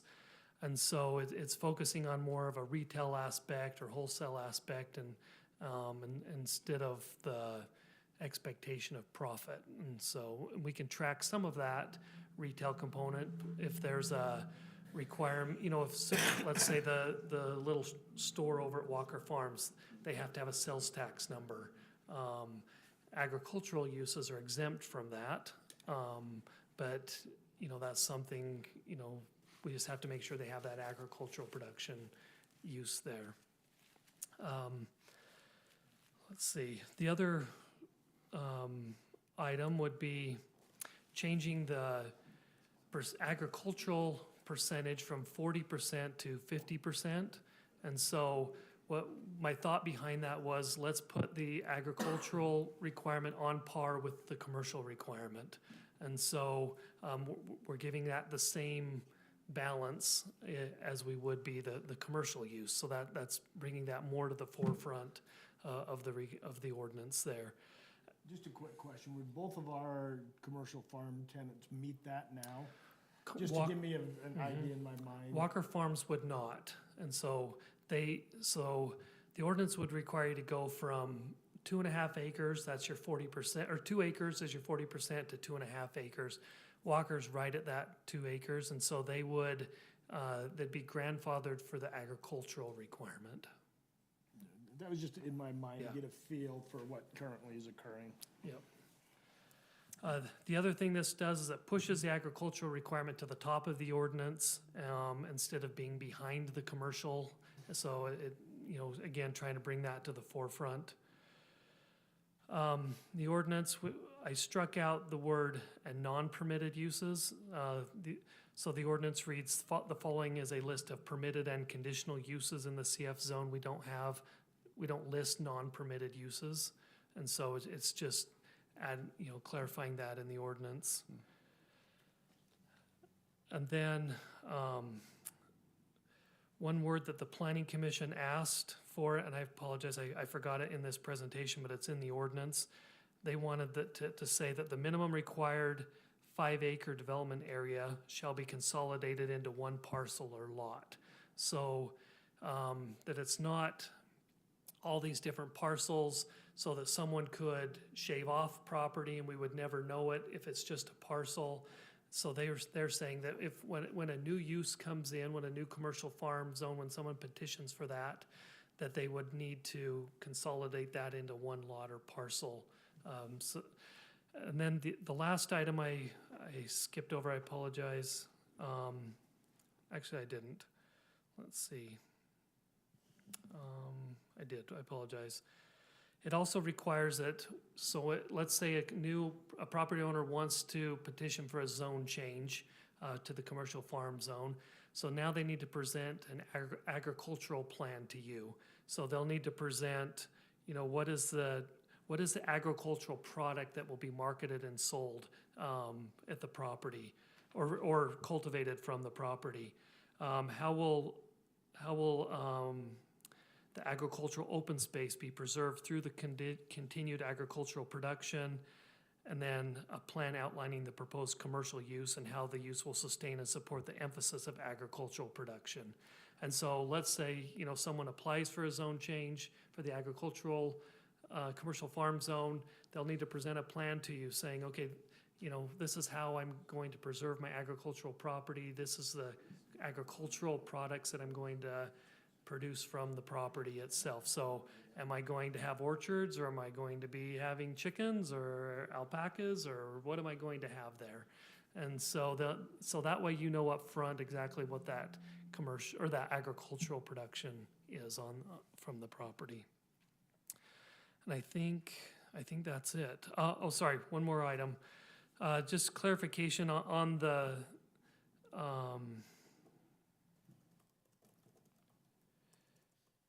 let's see. So what the ordinance currently says is you can't cover more than 40% of the property in buildings. And I think that was meant to be the commercial portion of the property. So we've clarified that the 50% commercial area cannot have more than 40% of covered in buildings. So a coverage requirement. And then we put a 15% coverage requirement in the agricultural 50% portion. So that equals about 16,000 square feet of buildings that you could have in the agricultural portion there. So if you had a barn or something like that, or you could have a coverage requirement for those agricultural uses. So with that, I'd be glad to answer any questions that you might have. Mayor, I'm sorry I misspoke. When you asked me, you caught me off guard, and my last note was relative to the next the item. containers. I'm sorry. No problem. I need to be better at multitasking. All of us got an email from Allen College, right? And he talked about why not use the the agricultural belt. Is that what it's called? So he was recommending one of two things. One was the green belt. The green belt, there we go. And last year, the council kind of went away from that. They didn't really care for, if I read it right, didn't care for the green belt requirement because you wanted to maybe promote more of these. The other item I think he suggested was the urban farming zone. And that allows you to go less than the 5 acres. It actually allows you to go down to 1 acre. But I didn't think that applied because right now you've got to have a minimum 5 acres of property for the commercial farm zone. And under the current ordinance, 40%, we're proposing now 50%. So that urban agricultural tax requirement with the county and the state, I didn't feel applied either. So the point is we put in a lot of information here about what we consider a farm zone or not, and is it the right thing to do for us to put all of these controls in here, or is it advantageous to use the green belt definition and then we become less of a policing force?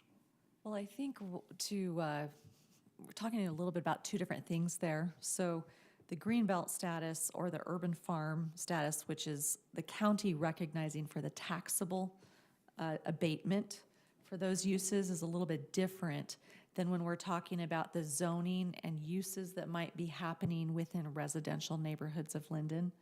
So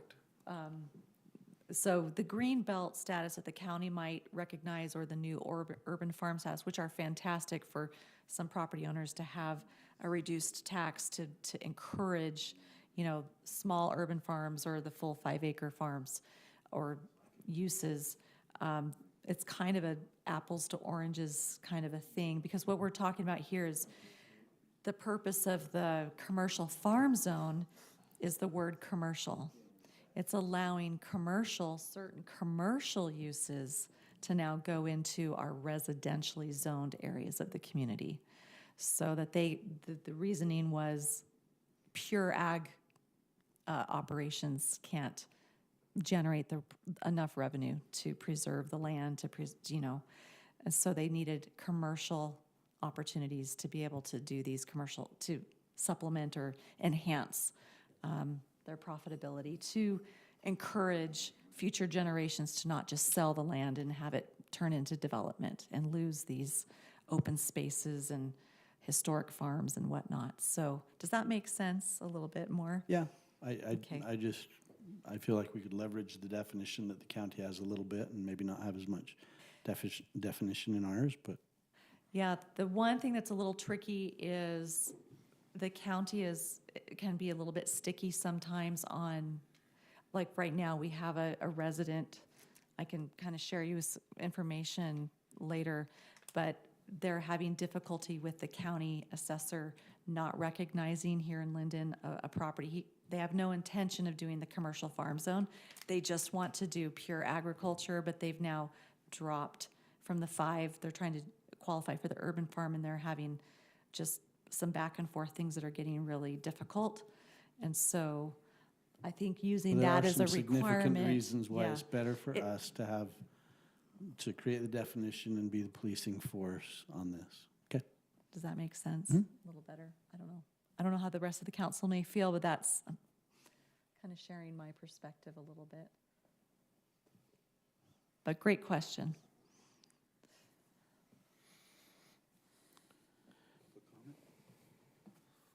The public hearing, so if we have any public comment, this would be. I can get chickens, I can get bees, I'm good on an acre? Yeah. Okay. But the animals, you do have to follow the animal ordinance code of, number of animals to space and the distancing, all that, so. In a residential zone? Yes, we do have that code that you can refer to, yeah. That would be different than what we're talking about tonight. Yeah, so the commercial farm is allowing, I think I caught what you were saying. yeah, like a commercial use, like I want to have a little store, I want to have a bed and breakfast, I want to have a wedding venue in conjunction with the agricultural stuff. That's what the commercial farm designation speaks to. Yeah, great. But the animal rights require you to share the honey and anything you get with your ward members. So we'll take it. I think Mayor had some. Okay, great. The only thing it doesn't limit is how many kids you can have. But we might want to consider that? No. I will add to it that Tanner College was here, and he spoke to the Planning Commission after they'd hashed this for quite a while, and he was in total agreement with it and favorable with it. He said it would fit what their plans are and what they'd like to do and what they'd like to see. And I did talk with Mike Jorgensen, and he's like, this doesn't affect me. It's only affects future property owners. He understands that he's probably under the 2.5 acre requirement, but he didn't have any issues with it either. Alan says he's appreciative of all that you've done to support this ordinance. Speaking of Alan, he got his visa. Is that what he was waiting for? Mm-hmm. Mm-hmm. Yeah, he's on his way now. And out. Good to go. I'll make a motion to close the public hearing. Second. Okay, we have a motion by Councilmember Hoyt, seconded by Councilmember Broderick to close the public hearing. All in favor? Aye. Aye. All right, bringing it back to you, Council. Any further questions then on this? So I don't mean to dredge up the profit conversation, but just so that I understand, per this definition, if a person in the commercial farm zone had fruit trees and said, I will sell them, that's the check, right? And they would submit a plan to say that's what I'm going to do.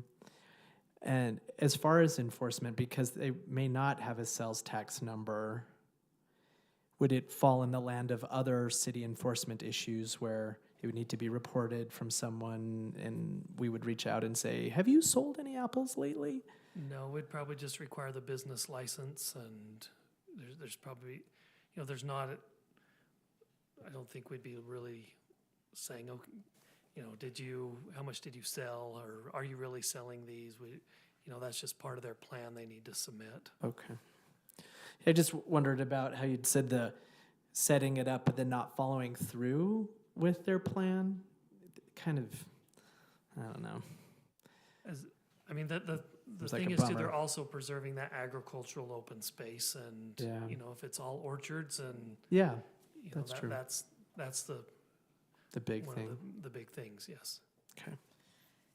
And I think what staff is bringing before us is, if someone were to apply and aggregate properties, and then their real agenda was just to start doing some commercial uses that could really impact the neighborhood and whatnot, let's make sure that the primary focus is the agricultural, and then these are ancillary uses to help them with their overall business venture to be viable and successful. So hopefully we feel good about that. And in the future, if someone wants to create some open space, and just, obviously we encourage, agricultural animals, animal rights, all that on any size. And in the recording from the Planning Commission, you had said the 15% coverage in the agricultural section. That was more an arbitrary number. I don't really have a sense of what that is. We didn't bring paper napkins though, I'm sorry. That's nice. We got some. They Thank weren't you done so before. much. They're hot though, so. I guess I don't. That's under the $50 donation, I hopefully. We okay, Brian? Legal counsel here. I'm not gonna even look at them, so I don't know. Just because I can't eat that stuff, that's what I'm talking about. I guess I don't. Sharon brought up the question of that percentage was larger than, and I don't know which property she was talking about. She said that was, and there was never a number that was produced saying that number was actually larger than currently exists. And so I just realized I don't really have a reference point to what 15% would look like.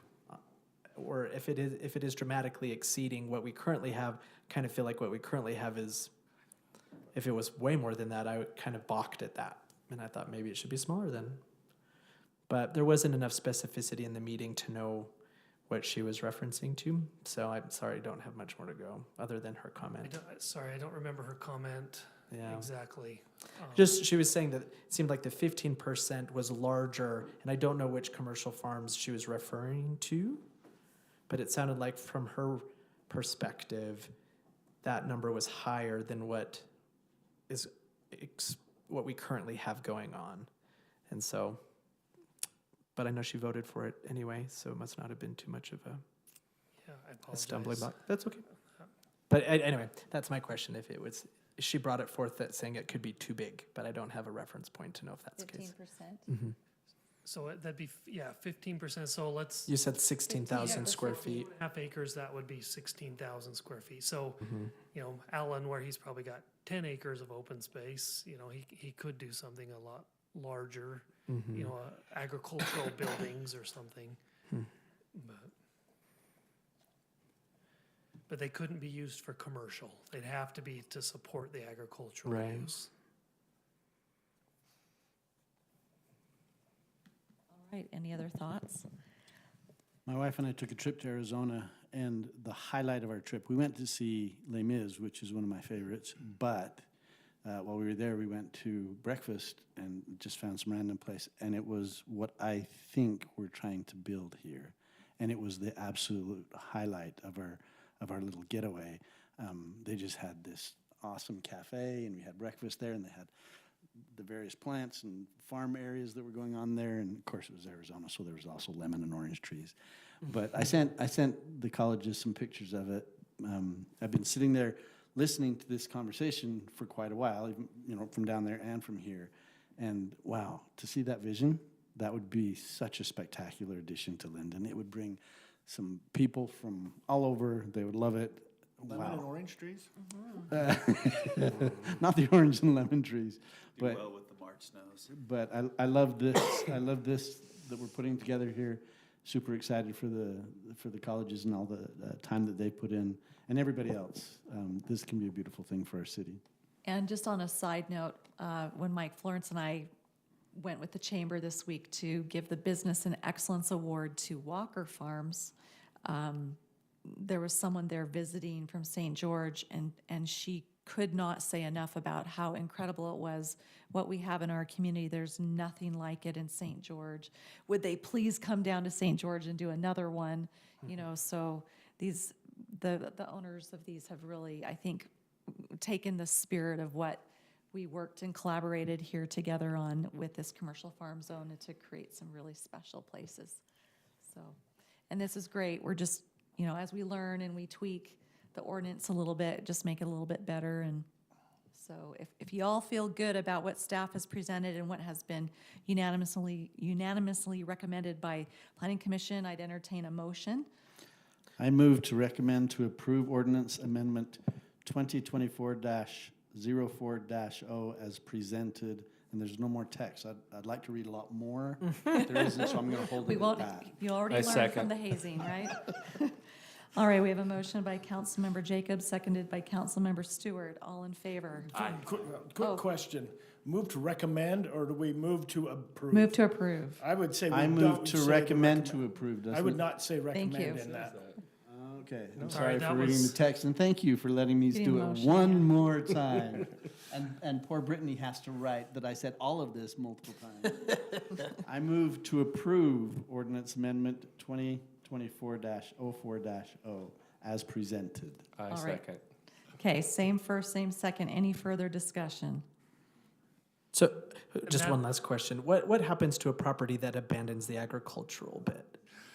Then, With the commercial maybe slips, but what happens if they abandon the agricultural side?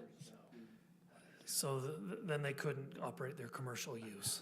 They would lose the commercial, and it would just be like residential? Yes, it'd go to Okay. the, because it's, yeah, it'd go back to that underlying zoning. Okay, thanks. I apologize about that motion. It's the same thing on the next one. Hey, That's what happens when I lose my sidekick need to and make us nobody to sound edit, smart. help proofread my staff reports, so Jake's Yes, enjoying this. it's the I'm language okay. from the Planning Commission to recommend. It's a Yes. good catch Okay. there, Van. All right, we're all good? Okay, well, Second. okay, we have our motion. It's still standing. We finished with discussion. I'll call the vote. All in favor? Aye. Aye. Any opposed?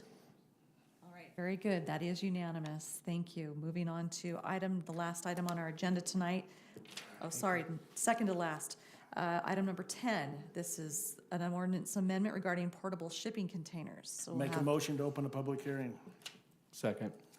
Okay, motion by Councilmember Broderick, seconded by Councilmember Stewart to open a public hearing. All in favor? Aye. Aye. All right, take it away. All right, so this is an ordinance that we've been working quite a bit over last year with the Planning Commission. We held meetings with the Planning Commission in May and June, August, and then they recommended approval in February of this ordinance to the City Council. So this all kind of started last year. We had a property owner that started an agricultural use on some residential property. They brought in 11 shipping containers to retain back some property so they could level it out. They brought in a whole bunch of containers for storage, and to say the least, the neighbors were extremely upset. They talked to us a lot about that, and so I met with the Planning Commission, and they said, let's put an ordinance together and work on that, and then present it to the City Council. And so it's almost been a year we've been working on this, but Commission has finally made a recommendation on that. So I wanted to go through a few requirements. So the definition of this would be, means a container fabricated for the purposes of transporting freight or goods on a truck, railroad, or ship, including cargo containers, intermodal shipping containers, storage units, or other portable structures that are placed on private property and used for storage and shipment of materials and merchandise. And so, this is your shipping container. We're calling them portable storage containers. A couple, we do have these in our community. These are a few that I've seen. The top one is on the corner of Gilman and Lakeview. This property owner came in about a year ago, maybe 2 years ago, and got a building permit for their shipping containers that they put on their property. The one down below is on the corner of 400 South and 400 West. I think both of these would meet that requirement under this ordinance, where they've painted it all one color, painted over the markings and things like that. The top one got a building permit, secured it to the ground. The bottom one is not, but just kind of wanted to show you how that this would be in compliance, meeting all setback requirements. A couple things that the Planning Commission has recommended on this. They recommended that containers would need to be on a lot size 12,000 square feet or larger. Originally we talked about having it that, for agricultural purposes, that it needed to be on a greenbelt property. They changed that. They recommended that it be on a minimum acreage of 3 acres for agricultural uses. And that it needs to meet a setback of 5 feet on agricultural property.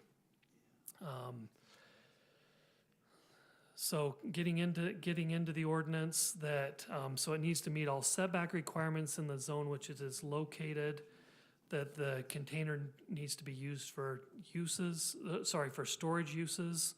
The commission was concerned about semi-trailers being counted towards this. So they wanted to prohibit a semi-trailer that would be there for longer than 180 days be counted as this. They didn't want to see semi-trailers being brought into a residential zone to be counted. That 180-day requirement is what we've determined would be when you would need to get a building permit. So if it's not been there, if it's there for less than 6 months, then you wouldn't need to get a building permit. That means it would be temporary. The building code requires that if it's on a commercial lot, that if it's greater than 120 square feet, we're treating these like an accessory building. It would need to have a building permit then if it's larger than 120 square feet. If it's larger than 200 square feet in a residential zone, then it would need a building permit. Let's see. So if you're doing construction, and this goes back to Councilman Jacobs' comment, if you're doing construction, we're saying that you can have them there for a year, and then if it's after 10 days of final approval, then you'd need to remove it from the construction site. Councilman Jacobs sent me a picture this morning of the temple site. This is a 3-year project. And so Brian and I worked on some language this afternoon that said, in the red there, portable storage containers on construction, that should be sites, sorry, may be extended beyond 1 year for projects that are anticipated to have a longer construction period with approval from the planning director.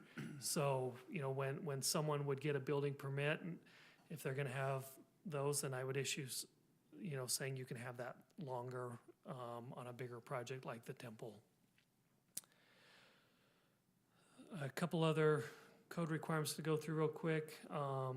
If you have an emergency at your home, you got a flood or some type of disaster, you're okay to put these on there for 180 days. If you're moving, you can have it on there for 6 months while you're packing up your stuff and moving. They can't be used for retaining walls. These aren't built for those. Let's see, if it's a storage unit, in a residential zone, it needs to meet building requirements. The Planning Commission talked a lot about the exterior of it in a residential zone. So the language they came up with is that it either needs to be clad in a material comparable in material to the on-site, a single-family dwelling, or entirely painted to cover all advertising letters or numbers on the container, similar to one of those that I showed you earlier. And then it would be prohibited on lots less than 12,000 square feet. I already went over letter J. So if you're using the property for agricultural use, then you have to have a minimum 3 acres, and you can have 2 containers if you've got up to 3 acres. They need to have a 5-foot setback from the property line. If it's there longer than 180 days, you need to get the building permit for that. And when we're talking about a building permit, when I was talking to Bryce, he's saying typically what happens is they'll weld a chain onto it, and then that chain will be anchored into the ground with concrete or something like that. So it's not extremely burdensome to anchor those to the ground. So if you're using these for merchandise, that's totally fine. The container needs to come and go every 180 days. As long as you're rotating containers like that, you're totally fine. If you're Walmart and you're getting them in for Christmas, they can't be parked in a drive aisle or something like that, but they can be put there. The commission did add one other item. They said, if it is permanent, they said permanent portable storage containers in commercial industrial zones shall be screened from public view with fencing, or the container shall be entirely painted to cover the advertising letters or numbers on the container. We say that there's no vertical stacking of the containers, that they shouldn't be placed in circulation areas, drive aisles, fire access lanes, public utility easements, rights of way. And then lastly, this refers more to 17.17, but they can be used for things such as fireworks stands, your things like that. If someone were to do a little agricultural thing, they could use them for those, as well as for temporary site plan approvals. So I know I've went through that quickly. There's a lot to digest in this ordinance, so be glad to answer any questions. Does there need to be any definition of the maximum size of a container? I know that they have to be portable in and of itself, but things get bigger and bigger over time. I don't know if there's requirements with the UDOT on limitations or with wide Usually loads. fairly standard, aren't they, right now? Are you thinking? I've seen lots of different sizes, there are? but I Okay. don't know how big they can get or if we're concerned about like that. those pictures, those are 2 different sizes. There, that bottom one's, or that top one's a pretty large one. Big one. The bottom one's pretty small. But I guess to his question, is there a maximum size typically that we see? I don't That's know a that. container, not just a metal building. When you looked at some of the other cities that have ordinances in place relative to these, did any of them call out specific sizes, or is it just a general shipping containers, which I think are pretty standard? Yes, there's some different sizes, but. Yeah, I know they sell different sizes, but I didn't see that in any ordinances. Now, we do have a requirement already in our single-family zone that says you can't cover more than 40% of your lot or your rear yard, I think it is, in accessory buildings, in structures. Do you want to add something like can't exceed 60 feet or anything in length? Yeah, we could definitely add something like that. I don't know what the standard sizes they come in, but I think that probably would be good. The other thing I'd like you to consider is for permanent ones, the Planning Commission said they didn't want to limit the number of containers in a commercial or industrial zone as far as permanent ones. Is that something you would like to consider as well? Well, to that point, I have had a business in our commercial industrial area say that a neighboring business has started to put containers in their parking lot, and they're now don't have enough parking for their employees, and the employees are congesting the roadway. So I think we should have something that they cannot be eliminating parking stalls that are required, for their If you business. look, this is a good example of that. Now, this aerial was probably taken on a Sunday, I would imagine, but this is the Vivint building over here. You've got a business in here that sells wholesale things. They've got a little sign out front. They're always selling laptops or used laptops or hoverboards or things. I think just from this aerial, they've got 13 shipping containers that are in their parking zones. Under this ordinance, it would be allowed as long as they're moving every 180 days. But, and as long as they're not causing a parking problem. I was gonna say, you have something in there about being on roadways causing traffic This flow. is not the location, but yeah. Right, but doesn't that text that you already have in there, would that not apply to what the mayor is talking about? Well, this is putting them on parking stalls, so it's Right. not inhibiting flow of traffic. But what I'm saying is it's displacing, this business is displacing their own employees' ability to park on their property.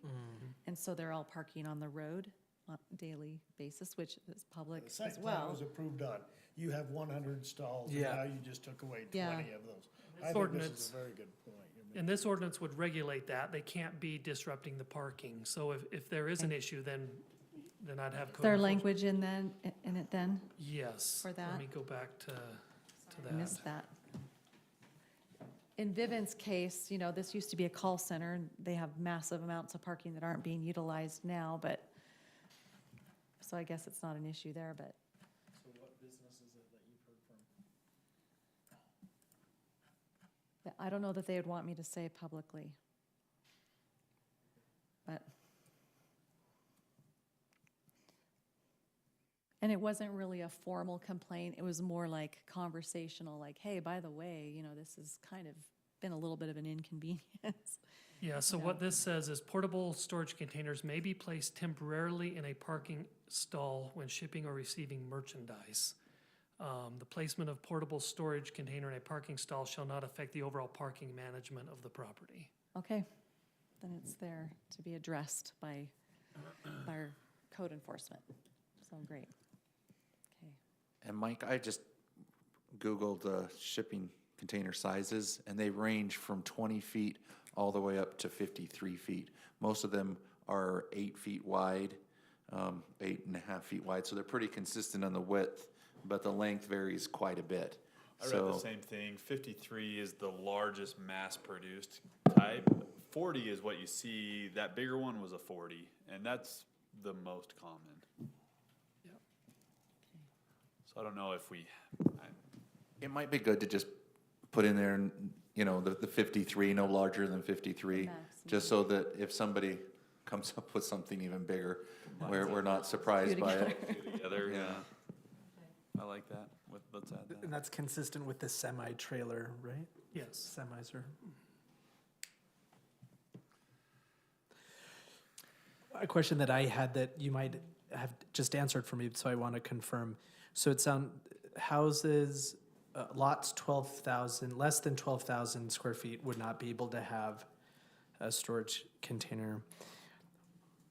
So if they had 12,001, let's say, and it was mostly house on the lot, so there wasn't really much yard. Is what you said with homes cannot, their backyard, 40% can't be covered by buildings, so would that be managed by another ordinance? And if not, it seems like there could be some issues if a house, its entire large chunk of its backyard was just a storage Yeah. unit. You would be surprised, Cole, that there's some people that have maxed out that percentage. There are- Can imagine. Garages and accessory buildings and home and, Yeah, for sure. Yeah, and our lot coverage ordinances would cover that if they exceed that percentage on a permanent basis, but they probably would be able to put it there on the temporary basis. Temporary. And I was wrong on that. It says, no accessory buildings or group of accessory buildings in any residential district shall cover more than 25% of the rear yard. 25. Oh, okay. If it's made permanent, yes, Yeah. it fits that accessory. If it's the temporary, the 180 days, it doesn't. And a lot of these, most of our side yards are 10 feet, Yeah. you know. So it would be difficult to get one in your backyard unless you're, you know, using a crane to get it back into the backyard or something. So I don't think, you know, on our 12,000 square foot lots, you're probably not going to see a ton of these. So So an acceptable use on a lot of 12,001 square feet would be a temporary structure if it was cycled in, a different one was brought in every 179 days. That would be permissible. Yes, on a residential lot. Residential, okay. Yeah.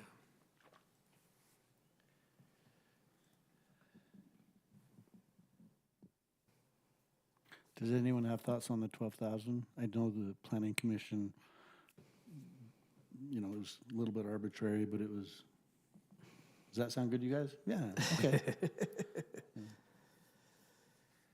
I mean, we've have the R112 zone. It sure seems to make sense that, you know, as I look up there above the canal, that seems like those houses still have quite a bit of yard. That makes sense.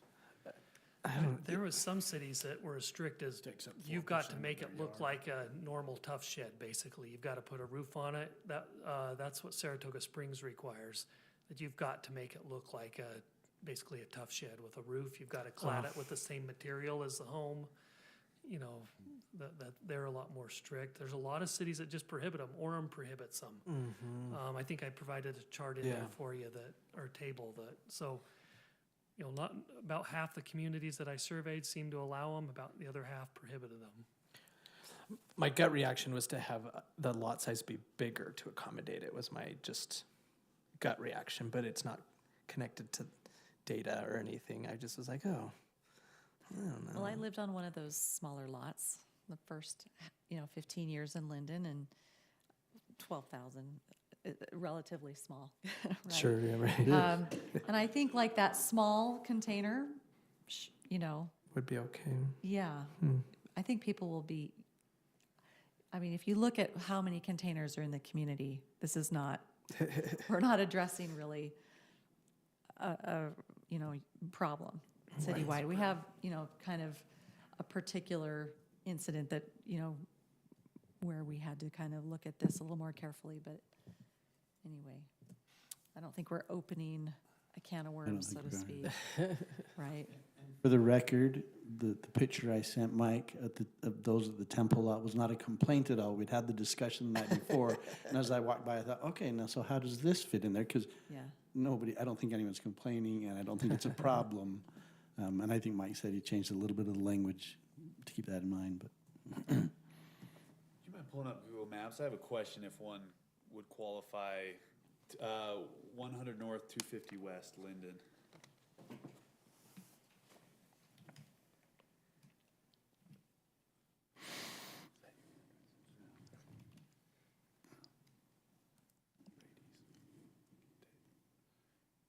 So if you go just to the left a little bit, where those 3 trampolines are. Okay. If you'll go to the road map, right there's a storage container, but it's been covered. Buried in the hill. It's been covered, and they've landscaped over the top of it. Yeah, I know what you're talking about. Right here? Right there, right where your cursor is at. And if you go to road mode, street view. I like road mode better. Go to road mode. I'm cool with that.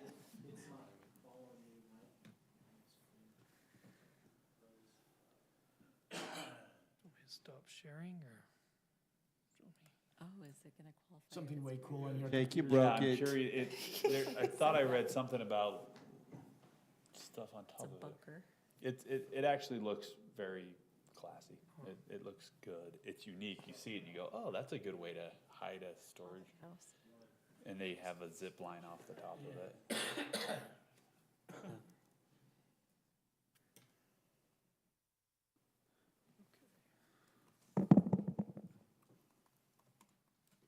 Okay, so here we go. This one here. Yeah. So it would have to be painted because it shows numbers. Is that used as a retaining wall? It kind of is. I mean. So is that a problem? Yeah. If that is anchored in, which it probably is, this would probably be grandfathered under the statute. Okay. Because it becomes a structure and is grandfathered. Now, we could make it, we could apply the painting and those conditions because we're not taking away a property right. We're just, it's more of an administrative thing, but we couldn't say, hey, you can't have that there as a retaining wall because that would be taking away a property right that's grandfathered, because there was nothing in the statute prohibiting that. When they put it in, so. The other thing, retaining walls will come into play when it's taller than 4 feet. And so, I don't know the height of this, but if it's not retaining more than 4 feet, then we wouldn't consider it to be a retaining wall. And if it's not, if they went ahead and anchored it according to however Bryce told them to, we would probably let them do that because it's an existing structure. Okay, perfect.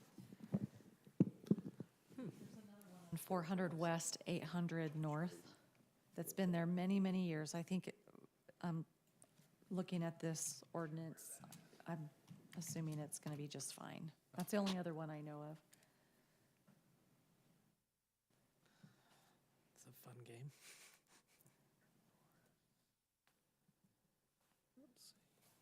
Behind Arctic Circle. Oh, behind Arctic Circle. Well, one block in. Over here? Mm-hmm. So go up. Is that it? It's right, Oh, I top see it. right-hand corner. It's Oh, set right back there. well. Oh, yes. Yeah. I know what you're talking about. Mm-hmm. That's your neighbor. Yeah. There's There's another one in my neighborhood too. Oh, it would, I don't see any lettering on it besides rent me, so as long as they meet the setback requirement, then they would probably be fine and paint over the rent me. So, and then work with Bryce on that. Make sure it's anchored for safety. Okay. All right, council, any further questions? This is a public hearing. Do we have any public comment? Okay. I make a motion to close the public hearing. Second. By Councilmember Broderick, seconded by Councilmember Hoyt to close the public hearing. All in favor? Aye. All right, council, back to you for the amendment. If you feel ready to adopt this or have any further additions or questions. I'll go ahead and move to I'll move to approve ordinance 2024-02-0 with the change that we put in a length requirement maximum of 53 feet. And that's for both commercial and residential, or just residential?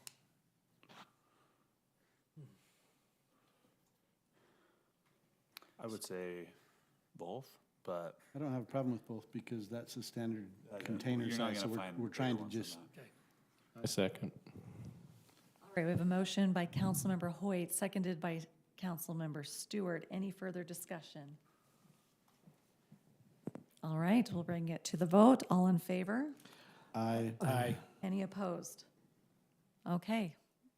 Amendment carries, and we have that now updated. Thank you very much for all your good work. I know this took a lot of research. So, and also we appreciate the Planning Commission on these two items being very well vetted for us. So, okay, final item on our agenda tonight is item number 11. This is just a review and action to look at some additional members of the community to ask to join our Historic Preservation Commission. All right, Mr. Conley. So these are just some names that the mayor and Mike and I threw out as possibilities. None of these individuals, except for maybe one, have been spoken to about this. We're just looking for your feedback. The Historical Commission, when they meet, there's some that can't make every meeting, and so they would like a few more participating members to try to get a larger group more frequently. And so they asked for another 4 or 5 individuals to serve as possible members. So we're just looking for your thoughts on any of these individuals. Or if you have other names. Of the ones I know, I love that, and I love it when you have, I don't want to be restrictive, but a husband and wife, I'll just throw that out. Yeah. To maybe don't hesitate to invite a couple to serve on some of the individual names, so that it gets them, it may make it more plausible, and if the other person doesn't want to, that's fine too, but. Agree. great. Yeah, I guess I thought the names of the folks that I knew looked great. The one thing I had a thought about, and I know it's tricky getting volunteers, is Mike going to be on the transfer station board? Did we vote on He will that? be representing the county. He'll be the county's Oh, rep. okay. I was just thinking of, Yeah, and they just meet once a month. in my mind, if the more members of the community we could get, that would be my preference above having someone too deep in some sort of service capacity. Yeah. But that might not apply directly to him, but generally. All right, great. Again, of the ones I know, great choices. Yeah. Can you help us select 4 or 5 of those? The Feel good top about? preferences, Jerry and Rebecca Hinckley are the ones that I already spoke with because they already are very active with Daughters of the Utah Pioneers. And he just came to me and said, we really want to get involved and do something. And I said, what are some of your interests, passions? And when I saw that that was one of them, I was like, well, that's a perfect fit for the Historic Commission in Lindon. So they would be very enthusiastic. I would recommend them as well, I bet, Jerry. Okay. But if you have some other top ones, we could kind of, I could reach out to first if you feel there's some of them that would be would have the time and the inclination. As I read it, those top 5, just all of them was like, oh, one after another, those make a ton of sense for me. Maybe stretching a little more as you went down the list, but would all be great as well. But those top 5 those first 5 were like, oh yeah, that makes all the sense in the world. They'd be great members. And it is the 2. Yeah. Mm-hmm. Interestingly, Doesn't one of F- our, sorry. Oh, Adam. go ahead. One of our current members of the Historic Commission, the spouse has ended up kind of tagging along, especially when they come to events and just helping out. So it does help for them to have it together. So go ahead, Adam. The Baylesses, Gilmans, and Cullimores all served on this commission probably about 15 years ago. So they've been on this before, just as an FYI. But